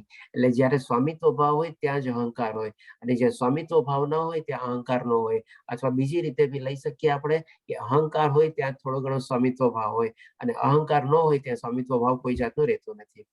જે સુખ તથા દુઃખમાં સંભાવ રહે છે, બધી ચીજો કે જે છે બધું ભગવાનની મરજીથી જ થાય છે ને એ પ્રમાણે સહિષ્ણુ છે, ડેફિનેટલી સહન શક્તિ છે, કારણ કે ભગવાન છે આપણને ઘણીવાર ભક્તોને લાગે કે મારી સાથે કેમ આવું થાય છે, કેમ આમ થાય છે બધું, એટલે કે બધી ચીજને સહન કરે છે અને સમજે છે કે ભાઈ ઓકે આ ટાઈમ બી વયો જશે, પાછો બીજો ટાઈમ બી આવશે. આવી રીતે સદા આત્મસંતુષ્ટ હોય છે, આત્મસંયમી હોય છે તથા દ્રઢ નિશ્ચયપૂર્વક મારામાં મન તથા બુદ્ધિ સ્થિર કરી ભક્તિ પરાયણ કરે છે. એટલે કે એની મન અને બુદ્ધિ ભગવાનમાં જ લાગેલી હોય છે અને એ રીતે જ ભગવાનની ભક્તિમાં લાગેલો હોય છે. આવો ભક્ત મને બહુ પ્રિય હોય છે. એટલે કે ભગવાન શ્રી કૃષ્ણ છે ને હવે બધાના ભક્તોની કેટેગરી આપણને સમજાવશે અને કેવી કેવી રીતે એનામાં બધા ગુણો હોય છે. એટલા માટે ભગવાન કહે છે કે ભાઈ આવા ભક્તો મને પ્રિય હોય છે. કે ડેફિનેટલી હવે અહીંયા આપણે ફોટો જે આપેલો છે એ ફોટાની સાથે આપણે કનેક્ટ કરીએ કે આપણે બધી કેટલી બધી ચીજ આપણને અહીંયા જોવા મળશે. ભગવાન શ્રી કૃષ્ણમાં એ બધી ચીજ જોવા મળશે આપણને. અહીંયા જેમ કે આ સુદામા છે અને આ ભગવાન શ્રી કૃષ્ણ છે. હવે જેમ કે જો રાગ કોઈ દ્વેષ નથી, એટલે કે જયારે સુદામા જે એના ચાઇલ્ડહુડ ફ્રેન્ડ હતા અને કેટલા વર્ષો થઈ ગયા છોડી દીધા હતા અને સુદામા પછી જયારે ભગવાન શ્રી કૃષ્ણને મળવા આવે છે ત્યારે પણ એના મનમાં છે ને કોઈ બાળપણના ઘણી વાર આપણને હોય એને બાળપણમાં મારી હારે આવી રીતે આમ કર્યું હતું ને, હવે જો મારો ટાઈમ આવ્યો છે, હું આમ કરીશ. જેમ કે આમાં એવી બધી સ્ટોરીઓ બી છે. એકવાર સુદામા એ લોકો જંગલમાં ગયા હતા, બહુ વરસાદ આવ્યો તો સુદામા ભગવાન શ્રી કૃષ્ણના ભાગનો ખાઈ લે છે. તો એ રીતે બધી ઘણી તો ભગવાન શ્રી કૃષ્ણને તો ખબર પડી જ ગઈ હોય છે, તેમ છતાં બી કોઈ જાતનો રાગ દ્વેષ કોઈ નથી. ત્યારે આપણે લોકો તો શું હોય છે નાનપણના બી કોઈ એવા વેર ઝેર કંઈક હોય ને પકડીને બેઠા હોઈએ, મારો ટાઈમ આવવા દે ને હું બી દેખાડીશ, હું બી યાદ કરીશ અને જોઈ લઈશ. એવી રીતે કોઈ જ બધું માફ કરી દેવાનું, છોડી દેવાનું, રાગ દ્વેષ કરતા નથી. બધા જીવ માત્રનો દયાળુ મિત્ર અને આજની તારીખમાં બીજો ભગવાન શ્રી કૃષ્ણ એમના દયાળુ મિત્ર છે જ. પોતાને સ્વામી માનતા નથી. આજે પોતાને ત્યારે ભગવાન શ્રી કૃષ્ણ પાસે શું નહોતું, જ્યારે એ દ્વારકા જાય છે સુદામાજીને મળવા, ત્યારે એમની પાસે શું નહોતું, ભગવાન શ્રી કૃષ્ણ પાસે બધો ઐશ્વર્ય હતો. તેમ છતાં બી કોઈ જાતના પોતાના સ્વામી સમજતા નહોતા અને મિથ્યા અહંકારી નહોતો કોઈ જાતનો. આજે તમે જોવો છો એના પગ સુધા ધોવે છે, ચરણ સુધા ધોવે છે. આમાં તો ઈગો નામની કોઈ ચીજ જ નથી ભગવાન શ્રી કૃષ્ણની સામે. ઇવન એમની પત્નીઓને બધાને કહે છે કે મારો મિત્ર આવે છે, તમે એની સેવામાં લાગી જાઓ. તો એ પણ તમે ફોટામાં અહીંયા જોઈ શકો છો. તો આવી ટાઈપથી જયારે ભક્તિ આપણે કરીએ ને ત્યારે આપણે કહી શકીએ કે ડેફિનેટલી ભગવાન શ્રી કૃષ્ણ આપણને આપણો પ્રિય ભક્ત બનાવવા રેડી છે. અને બાકી પણ છે સુખ તથા દુઃખમાં સંભાવ રહે છે. આજે ભગવાન શ્રી કૃષ્ણ પાસે ત્યારે શું નહોતું, તેમ છતાં બી જેવો ચાઇલ્ડહુડ ફ્રેન્ડ ત્યારે હતો એવો ચાઇલ્ડહુડ ફ્રેન્ડ અત્યારે બી સમજે છે સુદામાને અને એ રીતે ભગવાન શ્રી કૃષ્ણ બી એની સેવામાં એમાં લાગી જાય છે. હવે આપણે જોઈએ 15મા શ્લોકમાં, જે કોઈને કષ્ટ આપતો નથી અને જે અન્ય કોઈના કારણે અસ્વસ્થ થતો નથી, જે સુખ તથા દુઃખમાં ભય તથા ચિંતામાં સંભાવયુક્ત રહે છે, એવો એ ભક્ત મને બહુ પ્રિય હોય છે. હવે આના સંદર્ભમાં બી આપણે એક નાનકડી સ્ટોરી લઈ લઈએ. અહીંયા ચિત્રકેતુ છે, જે ચિત્રગુપ્ત આપણે ચિત્રકેતુ સ્વર્ગમાં હતા અને સ્વર્ગમાં બધા અલગ અલગ આપણા બધા આવા ટાઈપના વાહનો બધા હતા.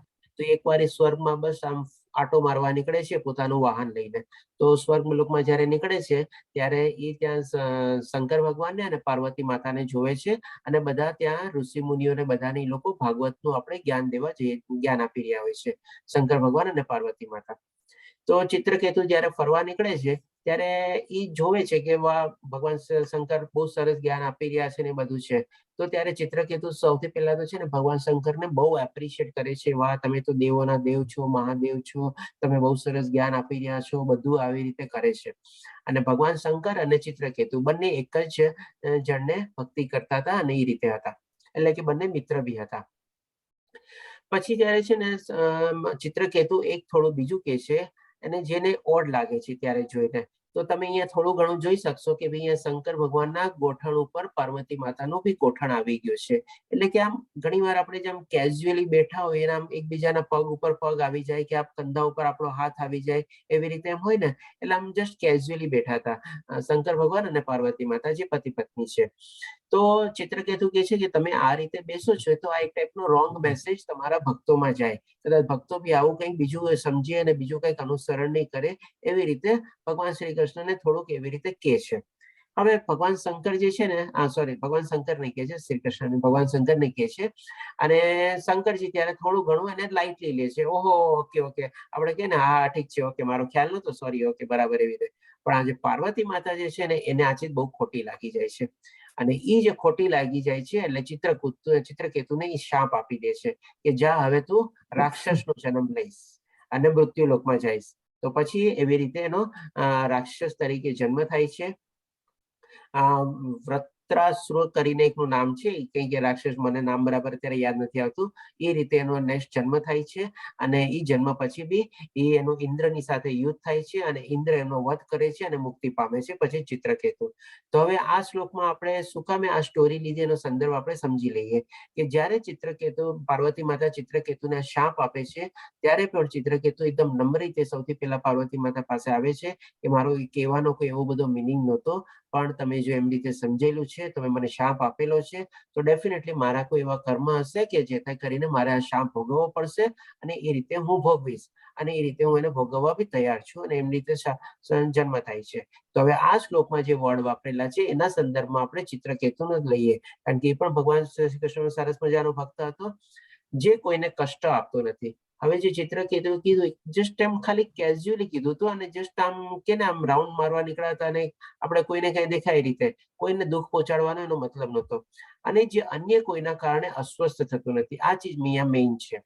અહીંયા જેમ પાર્વતી માતાએ એને શ્રાપ આપી દીધું એટલું સાંભળીને, એને તો કોઈ જાતની આર્ગ્યુમેન્ટ કે કઈ લોજિક ન કર્યું કે મારો તો કહેવાનો મિનિંગ આમ નહોતો, હું તો શંકર ભગવાનને કહેતો હતો, તમે શું કામ વચ્ચે પડ્યા, તમને બોલવાનો આમ તો રાઈટ નથી કે એવું બધું તો કઈ આર્ગ્યુમેન્ટ કે કઈ ન કર્યું.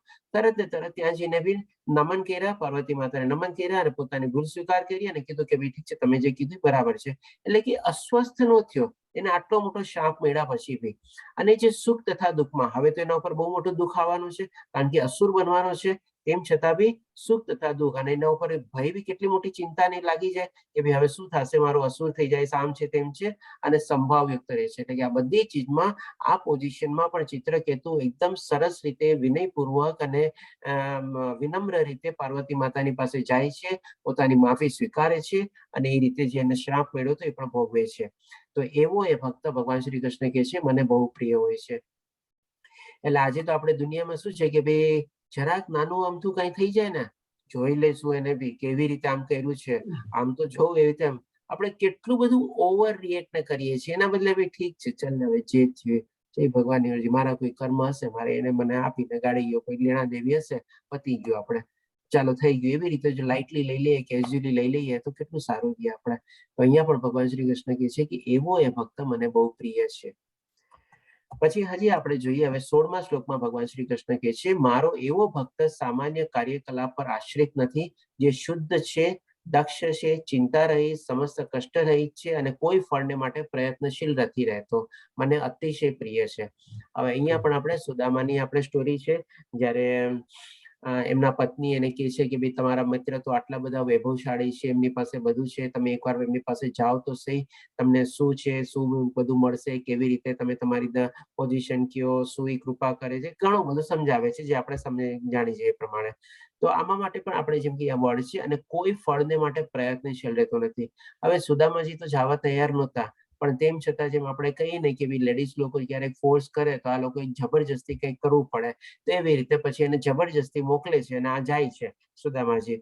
તેમ છતાં બી સુદામાજી ત્યાં જઈને પણ એક બી ચીજ માંગતા નથી કે કહેતા બી નથી, અને આ રીતે કહે છે કે ભાઈ કોઈ ફળને માટે પ્રયત્નશીલ રહેતા નથી સામે ચારીને, કારણ કે ભગવાન શ્રી કૃષ્ણને તો ખબર જ છે, ભગવાન શ્રી કૃષ્ણ આપણને 9મા અધ્યાયમાં 22મા શ્લોકમાં કીધેલું જ છે કે ભાઈ મારા ભક્તોને જે જોતું એની જરૂરિયાતો પૂરી પાડું છું, અને એની પાસે જે છે એનું રક્ષણ બી કરું છું. તો એવી જ રીતે જયારે સુદામાજી પાછા આવે છે ત્યારે એમને જે જરૂરિયાત હતી એમના વાઈફ માટે કે એમના માટે જેની જે માગવાની કોશિશ કરવાના હતા એ લોકો બધું ઓટોમેટિકલી ભગવાન શ્રી કૃષ્ણને આપી દે છે. એની ઝૂંપડીમાંથી મહેલ ને આ ને તેને બધું થઈ જાય છે, પણ પોતે એવી રીતે કોઈ પ્રયત્નશીલ લેતા નથી કે ભાઈ હું કોઈ ફળની ઈચ્છાથી અથવા આશાથી લઈને એમની પાસે જાઉં. તો આના સંદર્ભમાં બી આ એક નાનકડી સ્ટોરી છે. આપણે પછી હજી એક આપણે જોઈએ 17મા શ્લોકમાં, જે અહીંયા પણ એક નાનકડી પ્રહલાદ મહારાજની આ સ્ટોરી છે, જે કદી હર્ષ પામતો નથી કે કદી શોક કરતો નથી, જે પશ્ચાતાપ કરતો નથી કે કશું ઈચ્છતો નથી, અને જે શુભ તથા અશુભ બંને વસ્તુઓનો પરિત્યાગ કરે છે, તે ભક્ત મને અત્યંત પ્રિય છે. હવે અહીંયા પણ જો કેટલી સરસ ચીજ લખેલી છે કે હર્ષ અને શોકમાં બી કઈ ને કઈ નથી મતલબ, અને પશ્ચાતાપ બી કરતો નથી અને કશું ઈચ્છતો નથી. હવે આમાં શું છે, ઘણી વાર આપણે પશ્ચાતાપ કરતો નથી એટલે કે શું, આપણે પાસ્ટમાં એવું કઈક ચીજ થઈ ગઈ હોય માની લ્યો, અને એનાથી પછી આપણને લાગે કે ના ભાઈ હવે મેં આ બહુ ખોટું કર્યું ને આમ છે તેમ છે, તો ભાઈ એ જે થઈ ગયું એ થઈ ગયું. હવે એને કરીને આપણે કઈ અત્યારે પશ્ચાતાપ કઈ કરવાની એટલી જરૂર છે નહીં. થોડું ઘણું મનમાં કરી લીધું અને ભગવાનને આપણે યાદ કરી લીધા અને આપણે એને સરેન્ડર થઈ ગયા કે ભગવાન જેવા મારા ગુણ હતા ત્રિગુણી માયાના હેઠળ જે કાંઈ પણ થઈ ગયું છે એના માટે હું માફી માંગુ છું. અને પ્લસ પાછું શું, કશું ઈચ્છતો નથી. એટલે કે ભાઈ હવે બી મારી કોઈ એવી એક્સપેક્ટેશન કે કઈ છે નહીં. જેમ કે અહીંયા પ્રહલાદ મહારાજ જે છે એના પિતાએ એમને મારવા માટે કેટલી કોશિશ કરી, તેમ છતાં બી પોતે ક્યારેય એવી નથી ઈચ્છ્યું કે મારા પિતાનું આવી રીતે થાય કે મારા પિતાનું ખરાબ થાય કે ગમે તે રીતે થાય. અને શુભ તથા અશુભ બંને વસ્તુઓનો પરિત્યાગ કરી દીધો અને બસ ખાલી દિવસ રાત ભગવાનની ભક્તિમાં જ લાગેલા હતા પ્રહલાદ મહારાજ, અને એ રીતે એમને પછી મુક્તિ મળે છે. તો આમાં પણ ભગવાન શ્રી કૃષ્ણ કહે છે કે તે ભક્ત મને અત્યંત પ્રિય હોય છે. બધી કેટેગરીમાં ભગવાન શ્રી કૃષ્ણ બધું વર્ણવી અને પછી કહે છે આપણને અત્યંત પ્રિય હોય છે.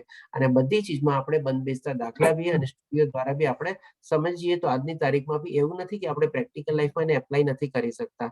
બધી ચીજ એપ્લાય થઈ શકે છે. આપણે ખાલી આપણું મન દ્રઢ જોવે બસ, અને એ કરીએ તો બી આપણું ઓટોમેટિકલી આપણે ભગવાનના સરસ મજાના ભક્ત થઈ જઈએ, જે પ્રમાણે ભગવાન પોતે કહે છે કે મારા પ્રિય ભક્ત થઈ શકે છે. હવે ભગવાન શ્રી કૃષ્ણ છે ને 18 અને 19માં શ્લોકમાં ટોટલ 16 કેરેક્ટરિસ્ટિક જેવી વર્ણવે છે. આપ કાઉન્ટ બી કરી શકશો, એટલે મેં અહીંયા 16 લખેલા બી છે છેલ્લે. અને આપણે જોઈ લઈએ કે જે શત્રુઓ તથા મિત્ર સાથે સમાન રીતે વર્તે છે. ઈ થયું જે માન તથા અપમાનમાં, ઠંડી તથા ગરમીમાં, સુખ તથા દુઃખમાં, કીર્તિ તથા અપકીર્તિમાં સંભાવયુક્ત રહે છે. જે દુસંગથી સદા અળગો રહે છે, સદા મૌન ધારણ કરે છે તથા મળે તે વસ્તુથી સંતુષ્ટ રહે છે. જે નિવાસ માટે ઘરની પરવાહ કરતો નથી, જે જ્ઞાનમાં દ્રઢ રહે છે અને ભક્તિમાં સંલગ્ન રહે છે, આવો મનુષ્ય મને અત્યંત પ્રિય હોય છે. હવે અહીંયા ભગવાન શ્રી કૃષ્ણ શું કહે છે, એની સાથે સાથે બધા ટોટલ લગભગ લક્ષણો જે છે બધા એક સાથે સમરાઇઝ કરે છે અને કહે છે કે આવો મનુષ્ય મને અત્યંત પ્રિય હોય છે. હવે અહીંયા આની સંદર્ભમાં બી આપણે એક નાનકડી સ્ટોરી લઈ લઈએ. અહીંયા અંબરીશ મહારાજની સ્ટોરી છે અને પર્ટિક્યુલરલી રિલેટેડ આપણે 11 ને રિલેટેડ જ છે. હવે અંબરીશ મહારાજ બહુ મોટા ભગવાનના ભક્ત હતા. જેટલા ગુણો હતા એ બધી રીતે ભગવાન શ્રી કૃષ્ણની ભક્તિ કરતા અને એના રાજ્યમાં બી એટલા બહુ ખાસા એવા ફેમસ હતા અને પ્રખ્યાત હતા. પ્રજાને બધાને બહુ સુખ હતું. બધી પ્રજાઓ બી એમના તરફ બહુ આકર્ષિત થયેલી રહેતી અને બહુ માનતા અને બધું કરતા, કારણ કે અંબરીશ મહારાજ બહુ જ મોટા સરસ મજાના ભગવાનના ભક્ત હતા. હવે આની છે ને થોડી ઈર્ષ્યા થાય છે. આ આપણે દુર્વાસા ઋષિ છે. દુર્વાસા ઋષિને થાય છે કે કેમ આ માણસ આટલો બધો ભક્તિમાં આમ છે, આવી રીતે આમ છે અને બધા લોકો માને છે, બધા લોકો એને પૂજે છે, એ રીતે છે, એટલે એની ઈર્ષ્યા થાય છે. હવે એની અંબરીશ મહારાજની ઈર્ષ્યા થવા માટે એ એક વ્યૂહરચના કરે છે. એ શું કરે છે કે ભાઈ એક દિવસ 11 હોય છે અને બીજે દિવસે નિર્જળા એકાદશી પાડે છે અંબરીશ મહારાજ, અને બીજે દિવસે ઉપવાસ તોડવાનો સમય હોય છે. એક પર્ટિક્યુલર ટાઈમમાં આપણે ઉપવાસ તોડવાનો હોય, તો એ સમયમાં આ દુર્વાસા ઋષિ ત્યાં પહોંચી જાય છે. અને એ પ્રમાણે ત્યારે અંબરીશ મહારાજ કહે છે કે ભાઈ ચાલો તમે આવ્યા છો, બહુ સારું થયું છે, અમારી સાથે તમે આજે 11 નો આપણે જે છે ઉપવાસ તોડવાનો છે, આપણે બધા સાથે ભોજન ને બધું લેશું. તો દુર્વાસા ઋષિ તો એમને ટેસ્ટ લેવા માટે કરે છે કે ભાઈ હા ઠીક છે, તું બરાબર કે, પણ અમે લોકો પેલા સ્નાન કરવા જઈએ છીએ, સ્નાન કરીને આવીએ પછી આપણે ભોજન ને બધું લેશું.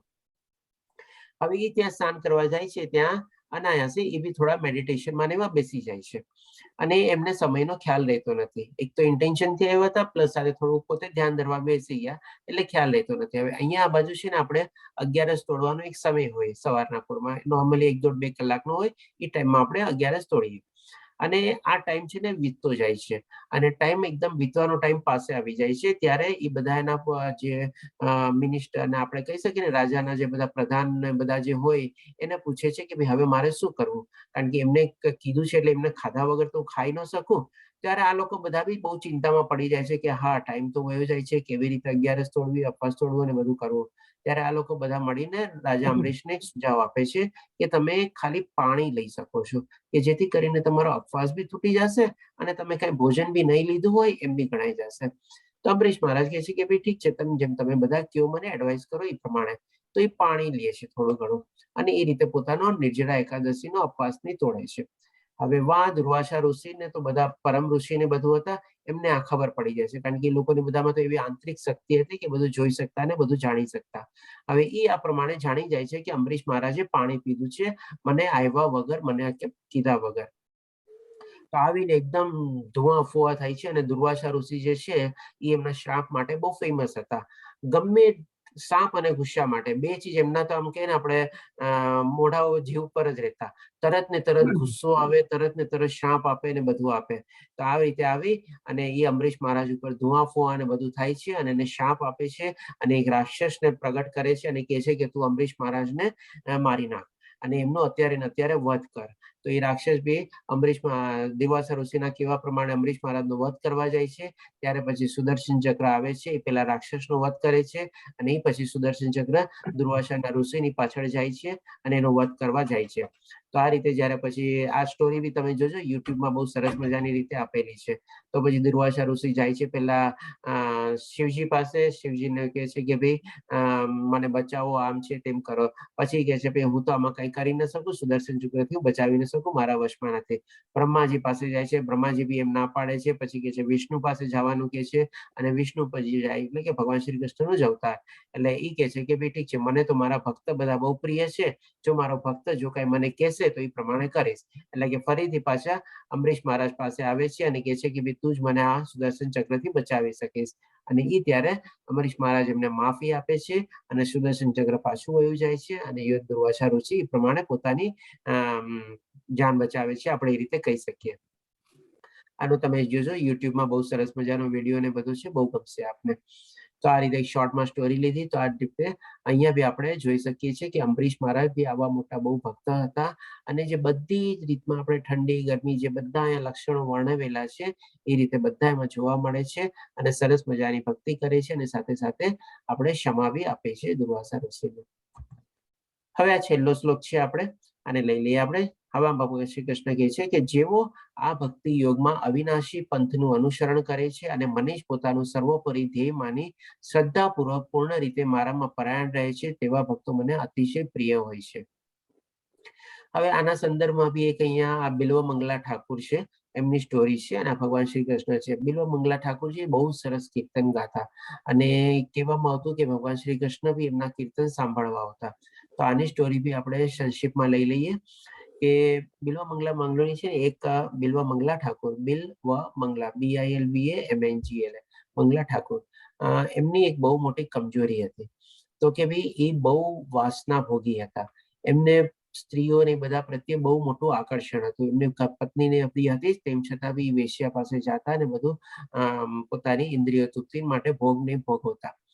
તો હવે એક દિવસ શું થાય છે કે બહુ મોટો વરસાદ ને આવે છે અને આખું જે ગામમાંથી આપણે જે સામે પાર જવાનું હોય ને, જે ઝરણું ને બધું હોય છે, બધું ઓવરફ્લો નહીં થઈ જાય છે અને તેમ છતાં બી આને પોતાની ઈચ્છાને કાબુમાં નથી રાખી શકતા અને ત્યારે એની પત્ની બી એને કહે છે કે તમે શું કામે જાઓ છો? તો આ તો માનતા નથી અને જાય છે. તો એ જે ઝરણું ને બધું હતું એમાં ગમે તેમ કરીને, જેને કે આપણે એમાં પાણી બી ન પોકી શકીએ, ડૂબી જઈએ એવી પરિસ્થિતિ હતી, તેમ છતાં બી એને પાર કરે છે. આની સ્ટોરી બી આપણે યુટ્યુબમાં મળી જશે, આપ જોઈ શકો છો. તો હવે ગમે તેમ કરીને એ ઝરણાને પાર કરે છે અને સામે ઓલી વેશ્યા પાસે જાય છે. તો હવે વેશ્યા કહે છે કે તું આવા મોસમમાં ને આવા પૂરમાં ને આવા સ્થિતિમાં તું આવ્યો કેવી રીતે મારી પાસે? તો કે ભાઈ એ ઝરણામાં છે ને એક દોરડું હતું, એ દોરડાને પકડીને મેં ગમે તેમ કરીને પાર કરી લીધું. હવે દોરડું નતું, એ શું હતું? સાપ હતો. એ સાપને પકડીને આખું ઝરણું ની પાર કરે છે. પછી કે છે કે તું પાર કેવી રીતે થયો? પાણી તો આખા ડૂબી જાય એવા પાણી આવી ગયા છે, એટલું બધું પૂર ને એવું આવેલા છે, તો તરી કેવી રીતે શેકો? તો કે ભાઈ એક લાકડું હતું ને, એ લાકડાના ઉપર મેં મોં રાખી દીધું અને એના ઉપર તરતો તરતો આવ્યો. હવે એ લાકડું નતું, એ એની પત્નીનું મૃતદેહ હતું, એટલે કે એનું મરેલું શરીર હતું, એના ઉપર એ પોતે તરી તરીને એમ લાગે છે કે આવ્યો. કારણ કે એ પોતે વાસ્તવમાં એટલો આંધળો થઈ ગયો હતો કે આ બધું ચીજને કઈ દેખાતું નથી ને બીજું બધું સમજીને એ કે છે. ત્યારે એની વેશ્યા કહે છે કે ભાઈ જો આટલી ઓલી રીતે તું આવ્યો એના કરતા તો તે ભગવાનની ભક્તિમાં તારું લગાડ્યો હોત આ બધા પ્રયાસ, તો કદાચ તને ભગવાન મળી ગયા હોત. હવે આ ચીજ છે ને એને બહુ લાગી જાય છે કે આ મને આ સ્ત્રી મને આવી રીતે આમ કેમ કહીને ગઈ. તો ઈ એના મનમાં લાગી ગયું. એટલે હવે ઈ લાગ્યું એટલે એવું લાગ્યું, ઘણી વાર એવું હોય ને કે ભાઈ ઘણા એના ક્લોઝ માણસો એને ગમે તેટલું કહે પણ ઈ માને નહીં. પણ કોઈક બહારથી એવો કોઈક માણસ એને કાંઈ બી એક ચીજ કે એક વાક્ય બી કહી દે ને, અને એવું માઇન્ડમાં એને સ્ટ્રાઇક થઈ જાય કે પછી ઈ બસ ના, હવે તો મારે આમ જ કરવું છે ને, હવે મારે એમ જ કરવું છે. બાકી બધા ડેઈલી કહેતા હોય તો એ કાંઈ અસર ન થાય. તો હવે જેવું એને લાગે છે એ વૈશ્યાને કહે છે કે આટલું તો તે મને ભગવાનમાં લગાડ્યું હોત તો તને ભગવાન મળી ગયા હોત અત્યારે. બસ આ જેવું સાંભળ્યું અને પછી એ ભગવાનની ભક્તિમાં લાગી જાય છે. અને પાછું એ જેમ જાય છે આગળ ત્યારે એને એ સ્ત્રીને દેખાય છે તો એને કહે છે મારી આ સ્ત્રી મારી કમજોરી છે ને, તો એવી ટાઈપના કોઈક એવી પીન કે એવું કંઈક આવતું હશે માથામાં નાખવાની કે કાંઈ, એ પીન થી લઈને શું કરે છે, પોતાની બંને આંખો છે ને ફોડી નાખે છે અને પોતે આંધળો થઈ જાય છે કે હવે તો ના બચેગા ના રહેગા બાંસ ના બચેગી બાંસુરી. એવી રીતે કરીને પોતાની આંખો ફોડી નાખે છે અને પછી કહે છે કે હવે હું આમાંથી ટોટલી નિવૃત્ત થઈ ગયો, મુક્ત થઈ ગયો. અને પછી બસ ભગવાન શ્રી કૃષ્ણના કીર્તનમાં ને એમાં લાગી જાય છે. અને જેમ હોય ને પહેલા તો એનું મન ને બધું ડિવાઈડ થઈ જતું અને તેમ છતાં બી સારા કીર્તન કરતા. હવે તો પૂરેપૂરું મન ને બધું ઇન્દ્રિયો ને બધું કીર્તનમાં જ લાગી ગયું તો ઓર સારા કીર્તન ગાતા. તો ભગવાન શ્રી કૃષ્ણ પોતે આવીને જોતા અને બિલ્વ મંગલામાં ઠાકુરને પણ એ પ્રમાણે મુક્તિ અને મોક્ષ મળ્યો હતો. કારણ કે એ કહેતા કે ભાઈ મને મારા હૃદયમાં ભગવાન શ્રી કૃષ્ણ આવે છે અને હું એમને કીર્તન ને બધું સંભળાવું છું અને એ આખી રાત મારી પાસે બેસીને કીર્તન સાંભળે છે, એવું એમનું કહેવાનું હતું. તો આ રીતે પણ આપણે એક સ્ટોરી જે છે અને એ રીતે આપણે અહીંયા છે કે ભાઈ શ્રદ્ધાપૂર્વક પૂર્ણ રીતે મારામાં પરાયણ રહે છે. હવે ત્યારે એને પૂરેપૂરી શ્રદ્ધાને આવી જાય છે અને એ રીતે કીર્તનમાં એમાં લાગી જાય છે. તો આ 20મા શ્લોકમાં પણ આપણે સમરાઈઝ રીતે જોઈ લીધી. ઘણી બધી સ્ટોરી હતી આમાં આપણે, તો એ બધી આપણે સંક્ષિપ્તમાં કવર કરી છે. આપ યુટ્યુબમાં જોજો, આપણે બધી સ્ટોરીઓ મળી જશે. તો આ રીતે આપણો અહીંયા 12મો અધ્યાય જે ભક્તિ યોગ હતો, બહુ જ સરસ અધ્યાય હતો. અલગ અલગ લેવલ આપણને ભગવાન શ્રી કૃષ્ણ એકદમ ક્લિયર કરી દે છે કે આપણે શું કરવું જોઈએ. તો ટાઈમમાં પૂરું થઈ ગયું છે. હજી આમાં કોઈને પ્રશ્ન હોય તો હવે આપણે લઈ શકીએ છીએ. હરે કૃષ્ણ, જય શ્રી કૃષ્ણ સર્વેને.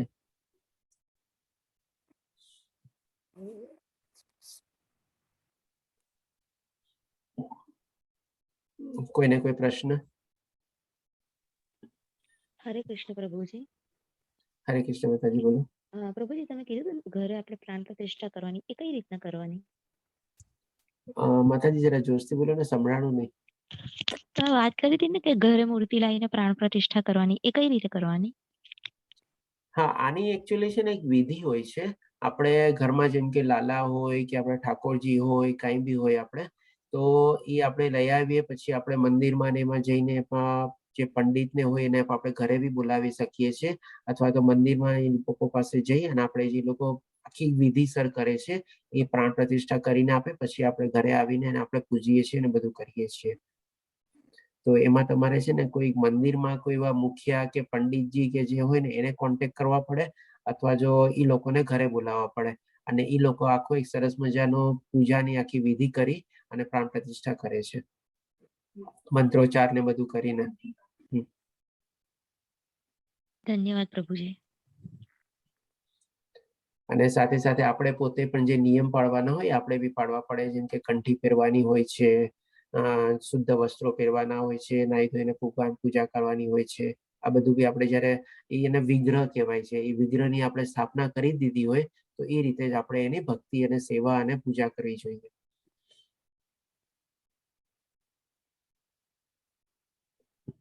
જી પૂર્ણિમા માતાજી, આપનો હેન્ડ રેઝ છે. હરે કૃષ્ણ પ્રભુજી. પ્રભુજી આજે જે 12મો અધ્યાય આપણે કર્યો એ એકચ્યુઅલી મેં જાણું છું ત્યાં સુધી કે જ્યારે ઘરમાં મૃત્યુ થઈ ગયા પછી 12-13 દિવસ સુધી 12મો અધ્યાય બોલે છે. હા, 12મો અને 18મો. હા, બરોબર. એટલે એનું શું કારણ છે? અને આપણને જે હમણાં તમે ભક્તિના સ્ટેપ બતાવ્યા, જેમાં જ્ઞાનથી લઈને આપણે ચડતા ક્રમે જઈશું તો અનન્ય ભક્તિ સુધી પહોંચીશું, એટલે આપણને ભગવાનનામાં મોક્ષ મળશે ને ભગવાનનામાં આપણે લીન થઈશું. હમણાં આપણે ધીમે ધીમે જે લેવલનો હમણાં સ્ટાર્ટિંગ જ છે કે જ્ઞાન લઈ રહ્યા છે, પછી ધ્યાન કરવાનું, પછી સકામ કર્મ, પછી નિષ્કામ કર્મ, પછી સાધના ભક્તિ અને પછી અનન્ય ભક્તિ. તો આપણે એક પછી એક સ્ટેપ હમણાં ચાલુ કરી રહ્યા છે, તો આપણે તો હજુ પહેલા સ્ટેપમાં છે કે જ્ઞાન લઈ રહ્યા છે. તો ધ્યાન માટેનું સ્ટેપ હવે તમારા પર જ છે, અમે કે તમે અમને આમાં આગળ લઈ જાઓ. માતાજી આમાં છે ને એક ચીજ તમને હું કહીશ કે જેમ મેં તમને ત્યારે બી આપણે સમજતા હતા કે જ્ઞાન છે ને મેન્ડેટરી નથી, કમ્પલસરી નથી. તમે વગર જ્ઞાને બી છે ને ભક્તિ માર્ગમાં આગળ વધી શકો છો. કારણ કે ભક્તિ માર્ગ માટે સૌથી વધારે શું છે, બેઝિક કન્ડિશન જો જોવા જઈએ ને તો એક તો રાગ દ્વેષ ક્રોધ છોડવાનો છે આપણે, ઈગો છોડવાનો છે આપણે, સ્વામી ભાવ છોડવાનો છે આપણે, અને પ્લસ આપણે ભૌતિક દુનિયામાંથી આપણે જે બધી ઇન્દ્રિયો અથવા ઇન્દ્રિયોના વિષયો છે, શરીર સુખ માટે જે છે એ બધું ચીજ પાછું ખેંચવાનું છે. આ 4 ચીજ થઈ જાય પછી આપણે સંપૂર્ણ રીતે 5મી સ્ટેબલમાં આપણે શરણાગતિ લેવાની છે ભગવાનની, કે ભાઈ જેમ છે હું તારા શરણે છું, જે કરસ તું બધું બરાબર જ છે, ને જે મને મળે છે બધું બી તારે મરજી પ્રમાણે મળે છે. અને આ શરણાગતિ લીધા પછી આપણે ભક્તિમય ભાવમાં આપણે આપીએ તો હોઈ શકે આપણે સીધું બીજું લેવલથી જ આપણે શરૂ કરી દીધું કહેવાય. જ્ઞાનની ને બધાની કોઈ જરૂરી નથી, કમ્પલસરી નથી. અને જે તમે ધ્યાન યોગ કહો છો, તો ધ્યાન યોગ તો આપણે આજની તારીખમાં તો ઘણો પ્રેક્ટિકલી પોસિબલ છે જ નહીં, અને કળિયુગમાં વર્જિત બી છે. કારણ કે એ પ્રમાણેનું મેડિટેશન કરવું બહુ ડિફિકલ્ટ છે ને નેક્સ્ટ ટુ ઇમ્પોસિબલ જેવું છે. તો આપણે ડેફિનેટલી આપણે ફર્સ્ટ લેવલ નહીં તો કમસે કમ સેકન્ડ લેવલમાં બી આપણે સીધો જમ્પ મારી શકીએ છીએ આપણે. બરાબર. અને જે કીધું કે 12મો ને 18મો અધ્યાય આપણે બોલે છે 12-13 દિવસ સુધી, એનું કારણ શું? એમાં છે ને માતાજી તમે મને 12મો કહો છો, પણ મેં જ્યાં સુધી વધારે સાંભળેલું છે 15મો અને 18મો અધ્યાય છે ને બહુ ચાલે છે. આમાં 18મો અધ્યાય તો શું છે, કોઈ માણસ અંત ઘડીમાં હોય ત્યારે બી આપણે કરીએ છીએ. કારણ કે એમાં પણ ભગવાન શ્રી કૃષ્ણ એક શ્લોકમાં આવે છે કે જે મને અંત સમયે બી આવી રીતે કોઈ સરસ રીતે મને યાદ કરશે અને આ કથાની બધું એટલે ભગવદ્ ગીતાની સાંભળશે અને સમજવાની કોશિશ કરશે તો એ પણ મુક્તિ પામી શકે છે. એટલે કે પોતાના છેલ્લા શ્વાસ લેતો હોય અને આપણને લાગે કે હવે વધારે ટાઈમ કાઢવાનો નથી, તો એની સામે બી આપણે 18 અધ્યાયનું કન્ટિન્યુઅસ આપણે ચલાવતા રહીએ છીએ. કારણ કે એ શ્લોક પ્રમાણે જો એના મનમાં એવું કંઈક ભાવ આવી જાય અને એને ભગવાનનું લેવાનું મન કરવાની ઈચ્છા થાય અને એ સાંભળતો બી હોય તો બી એની મુક્તિ થઈ શકે છે. એક 18 અધ્યાય એ પ્રમાણે છે, અને બીજો 15મો અધ્યાય પુરુષોત્તમ યોગ છે. અને પુરુષોત્તમ યોગમાં પણ ભગવાન શ્રી કૃષ્ણ એ જ કહે છે કે જે આવી રીતે મારું નામ લેશે, જે આવી રીતે મને જાણશે તો એની રીતે મુક્તિ થઈ શકે છે. અને પ્લસ હવે જેમ કે તમે કીધું અત્યારે 12મો અધ્યાય, તો 12મો અધ્યાય શું છે, ભક્તિ માટે છે. તો હવે ડેફિનેટલી કોઈ એના છેલ્લા શ્વાસ લેતું હોય અને આ બધું સાંભળ્યા પછી એના મનમાં બી એવી કોઈ લાગણી અથવા એવો ભાવ અંતકાળે બી અનાયાસે આપણે પ્રગટ થાય, આપણે કહીએ ને ઘણી વાર અંતસ્ફૂર્ણા થાય કે આવી રીતે બધાની ભક્તિ થઈ શકે, મેં શું કર્યું, મેં કેવી રીતે કર્યું. તો એ બધું સાંભળીને એના મનમાં એવી કોઈ ઈચ્છા પ્રગટે અને એ ઈચ્છા પ્રગટતા જેવો કોઈના મનમાં ભાવ આવી જાય અને ભગવાનનું નામ લેવા માંડે, તો જેમ આપણે 8મા અધ્યાયમાં જોયું કે છેલ્લી ઘડીએ બી જો એના છેલ્લા શ્વાસે બી એના જીવ ઉપર ખાલી ભગવાનનું જ નામ હોય અને પૂરી શ્રદ્ધા અને પ્રેમ અને લાગણીથી હોય તો બી એ મુક્તિ પામી શકે છે. તો આ રીતે આપણે 12 અધ્યાય, 15મો અધ્યાય, 12મો, 15મો અને 18મો અધ્યાય, એ 3 અધ્યાયનો પર્ટિક્યુલરલી બહુ ઇમ્પોર્ટન્સ છે કે છેલ્લી ઘડી આપણે લઈ શકીએ છીએ આપણે. પણ પ્રભુજી એકચ્યુઅલી ડેથ થઈ ગયા પછી જે 12-13 દિવસની વિધિ હોય છે તે દરમિયાનમાં બોલે છે. તો એ દરમિયાનમાં બી આપણે એટલા માટે લઈએ છીએ કે ભાઈ ઘણી વાર શું છે, ભાઈ એ આત્મા છે ને આપણે ક્યાંક ને ક્યાંક માની લ્યો હજી એનો પ્રોપર કોઈ દેહમાં રૂપાંતર ન થયો હોય, અથવા તો એ આપણા ઘરમાં કે આપણે આજુબાજુમાં એ ક્યાંક આત્મા એવી રીતે હોય અને એ રીતે જો સાંભળી જાય આપણે આત્મા બી, તો એ રીતે આત્માની બી સદગતિ થાય અથવા એની મુક્તિ થાય અથવા એને મોક્ષ મળે. એટલા માટે આપણે નોર્મલી 12 દિવસ સુધી આપણે ભગવાનની ભક્તિ બી નથી કરતા, ભગવાનની સેવા બી નથી કરતા, અને એની પ્રમાણે ખાલી આપણે આવી રીતે કરીએ છીએ. તો આ એક મહિનાનું બીજું રીઝન છે કે ક્યાંય બાય ચાન્સ એ આત્મા હજી ઠેકાણે ન લાગી હોય અથવા તો એની ગતિ ન પામી હોય અથવા એ હજી ભટકતી હોય તો આ રીતે એને મુક્તિ અથવા મોક્ષ મળી શકે. ધન્યવાદ પ્રભુજી. ધન્યવાદ માતાજી. બીજા કોઈ પ્રશ્ન?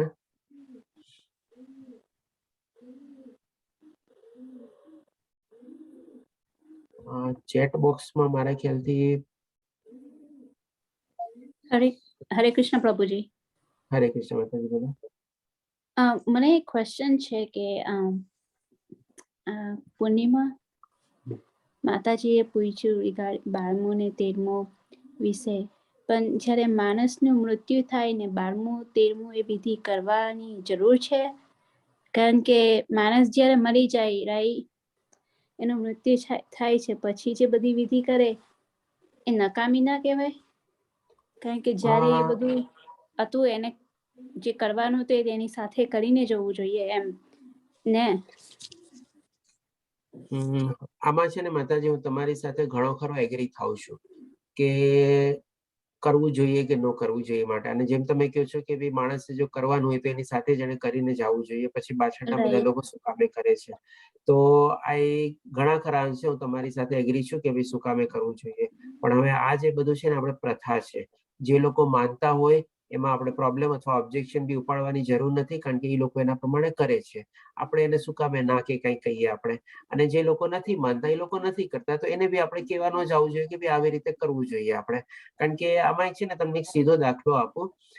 પેલા અધ્યાયમાં જ્યાં અર્જુન કહે છે કે ભાઈ આપણે બધા લોકો માર્યા જશે તો ભાઈ આપણા જે પૂર્વજો છે એ બધાને પિંડદાન કોણ આપશે. કેટલું બધું પ્રોજેક્શન જે કૌટુંબિક પરંપરાઓ છે એને પ્રોજેક્ટ કરીને કહે છે કે ભાઈ લોકો વણસંગ પ્રજા પેદા થશે, એ લોકોની વસ્તી વધશે, આપણા પૂર્વજોને પિંડદાન કોણ આપશે. એટલે એ બધું કાલ્પનિક પ્રોબ્લેમ હતો. તો શું એવું બધા તો યુદ્ધ થયું જ. આજની તારીખમાં બી શું પિંડદાન નથી અપાતું? પિંડદાન અપાય જ છે, કોઈ ચીજ રાખ્યું નથી. એટલે કે આ જે પ્રથા જે છે ને એ પ્રથા બધા ઇન્ડિવિજ્યુઅલ ઉપર છે આપણે કે ભાઈ શું કરવું અને શું ન કરવું. તો એ પ્રથાઓમાં એક આપણે પિંડદાન બી આવી જાય છે, અને આજે આપણે 12 દિવસ 13 દિવસ જે માનવા ન માનવાનું છે એ પણ આવી જાય છે એમાં.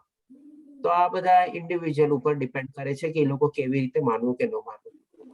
મેં કારણ કે બીજું મેં એવું એવા બી દાખલા બી જોયા છે કે જે લોકો કઈ માનતા નથી અને નેક્સ્ટ ડે થી પાછા એઝ યુઝ્યુઅલ જેમ હોય એ રીતે કામમાં બી લાગી જાય છે. અને ઘણા લોકો 12, 15, 18 દિવસ સુધી પ્રમાણે શોક મનાવે છે. ને મેં બીજું એવું બી સાંભળ્યું છે કે એમ કે જે નું મૃત્યુ થયું હોય તેનું કનેક્શન એના રિલેટિવ સાથે હોય, એટલે એમ કે તમારે 12મું 13મું એવું કરે તો એમ કે કનેક્શન તૂટી જાય, એવું ખરું કે ખબર ના. ના, આ માન્યતા તો મેં સાંભળી છે પણ આમાં હું એગ્રી નથી. ઓકે, હા ને એટલે મેં પૂછું. ઓકે, હરે કૃષ્ણ આ પ્રભુજી. તો બધાને છે ને પોતપોતાને થોડા ઘણા તર્ક વિતર્ક છે, બાકી આ બધી ચીજ છે ને આપણા શાસ્ત્રમાં ક્યાંય નથી લખેલી. ઓકે. હરે કૃષ્ણ પ્રભુજી, માતાજી કીધું બરાબર, સારી વાત છે, સમજ આવ્યું. પણ અગર જો આપણે હમણાં જીવતા જીવત આ ભક્તિભાવ સેવા કરીએ છીએ અને ભક્તિભાવમાં રહીએ છીએ, અને પછી આપણા મૃત્યુ પછી આપણા વંશજો જો આ 12મું 13મુંની વિધિ નથી કરતા, કે હમણાં જીવતા જીવત જ આપણે જે બધું કરવું છે તે કરી જ જઈએ છે, તો પછી એ પ્રથાના હિસાબે જો કરે છે કે ન પણ કરે તો એના માટે કઈક એ થાય, ફરક પડે ક્યાંય? આ તો મેં કીધું ને કે ભાઈ બધાને પોતપોતાની માનવાની ઓલા ઉપર છે. જે લોકો એનું નેક્સ્ટ જનરેશન ને બધું માનતા હોય એ લોકો કરે. હવે નેક્સ્ટ જનરેશન ને બધું જો ન માનતા હોય તો આઈ ડાઉટ કે એ લોકોને કેવો ઇમ્પેક્ટ પડે કે ફરક પડે. પછી અંધવિશ્વાસ અને વેમ હોય તો અલગ વાત છે.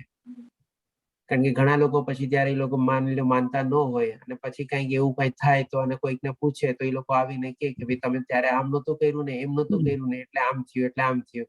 આ બધા વેમ ને ઓલું બધું જે છે આપણે. હા, એટલે એમ જ કહેવાય છે કે ઘણા બધા એમ કે છે કે તમારા પિતૃઓનો દોષ છે, પિતૃઓનો દોષ છે. હા, એ બધું કે છે. અને અગર પિતૃઓ જો ભક્તિભાવ ને એમાં જ રહેતા હોય અને એવી રીતે જો એક્સપાયર થઈ ગયા પછી તો એમની વિધિ વિધાન કરી કે નહીં કરી તે પછી બી એમની અસર આપણા જીવન પર લાગે? ન લાગે. તો હમણાં જે આજે સમાજમાં ચાલે છે કે ઋષિ બ્રાહ્મણો પાસે જાઓ તો એ કહે છે તમારા કુંડળીમાં દોષ છે, પિતૃ દોષ છે, ને પિતૃઓના લીધે તમને તકલીફ પડે છે, ઘરમાં તમને તકલીફ પડે છે, તો એનું કારણ આ છે, એમાં આટલા યજ્ઞ કરો કે હવન કરો કે જેમ મંત્ર જાપા કરો, એ બધું માનવું થોડું ઓછું લાગે છે. તો આપણે જો વડીલોને આ વસ્તુ સમજાવી હોય કે પિતૃદોષ ને એવું ઘરમાં આપણને કઈ નથી લાગતું, કે પિતૃઓ નડતા પણ નથી, તો આપણે એમના વિધિ વિધાન કરેલા છે, પછી પણ આપણને નડતર ને જે તકલીફ પડે છે એના માટે આ બધું ફરીવાર કરવું કે પૂજા પાઠ કરવી એ ઠીક નથી. આપણે છે ને નોર્મલી જે કરતા હોય ને એ આપણે કન્ટિન્યુ રાખવું જોઈએ અને બને ત્યાં સુધી છે ને આપણે આનું કોઈ સેટિસ્ફેક્શન લેવલ આપણે બધી રીતે 100% અચીવ કરવું તો બહુ જ ડિફિકલ્ટ છે. અને જો થોડું ઘણું એ લોકો કહેતા હોય અને કઈ આપણે કરી શકતા હોઈએ તો આપણે કરવાનું. અધરવાઇઝ એવું આઈ ડોન્ટ થિંક છે કે ભાઈ આપણે એનું હાર્ડ એન્ડ ફાસ્ટ છે કે ભાઈ આપણે કરવું જ જોઈએ અને એના વગર આપણો ઉદ્ધાર જ નહીં થાય અથવા મુક્તિ ન થાય. આપણે ભગવાનની સરસ મજાની ભક્તિ કરતા હોય ને જેમ આપણે બધું ભગવાનના ભરોસે છોડી દઈએ અને આપણે એ પ્રમાણે કર્મ કરતા રહીએ તો પછી આવા બધા દોષે છે ને આપણને ભગવાન શ્રી કૃષ્ણ આપણને એક બે શ્લોકમાં આવે જ છે કે ભાઈ બધા પાપ કર્મ ને બધું નષ્ટ થઈ જાય છે. તો પછી હવે એનું આપણને ક્યાંથી કેટલું લાગવાનું આપણને. હા, તો એટલે આઈ ડાઉટ કે આપણા કૃષ્ણ ભક્તિમાં આપણે જો રહીએ છીએ તો આપણને એ બધું આપણે આપણા મનથી બુદ્ધિથી કર્મફળથી બધું સ્થિર થઈને કર્મફળનો ત્યાગ કરીને તો આ બધું આપણને નડવાનું જ નથી. અને આ પૂજા પાઠ ને પિતૃદોષનું કે કંઈક સર્પદોષનું કે કંઈ પણ વિધિ કર્યા પછી પણ એઝ ઇટ ઇઝ જ બધું રહે છે, કાંઈ ચેન્જીસ થતા નથી. ખરેખર જે ચેન્જીસ છે આપણી અંદર જ કરવાના છે. એક્ઝેક્ટલી. બસ આ તમે આખું સમરાઇઝ જે કર્યું બહુ સરસ કર્યું. બસ આ જ ચીજ ફેક્ટ છે. ધન્યવાદ પ્રભુજી. અચ્છા, ચેટ બોક્સમાં આપણે આ મયંક પ્રભુજી બી એકવાર કહે છે કે ઓલો આપણે 16 માળાની ગણતરી એકવાર ફરીથી કહેજો. તો એનીવે મેં ઓલરેડી 2 વાર તો લઈ લીધું છે, તેમ છતાં કહ્યું તો હજી એકવાર આપણે કવર કરવું હોય તો કરી લઈએ. મયંક પ્રભુજી આપ છો અમારી સાથે?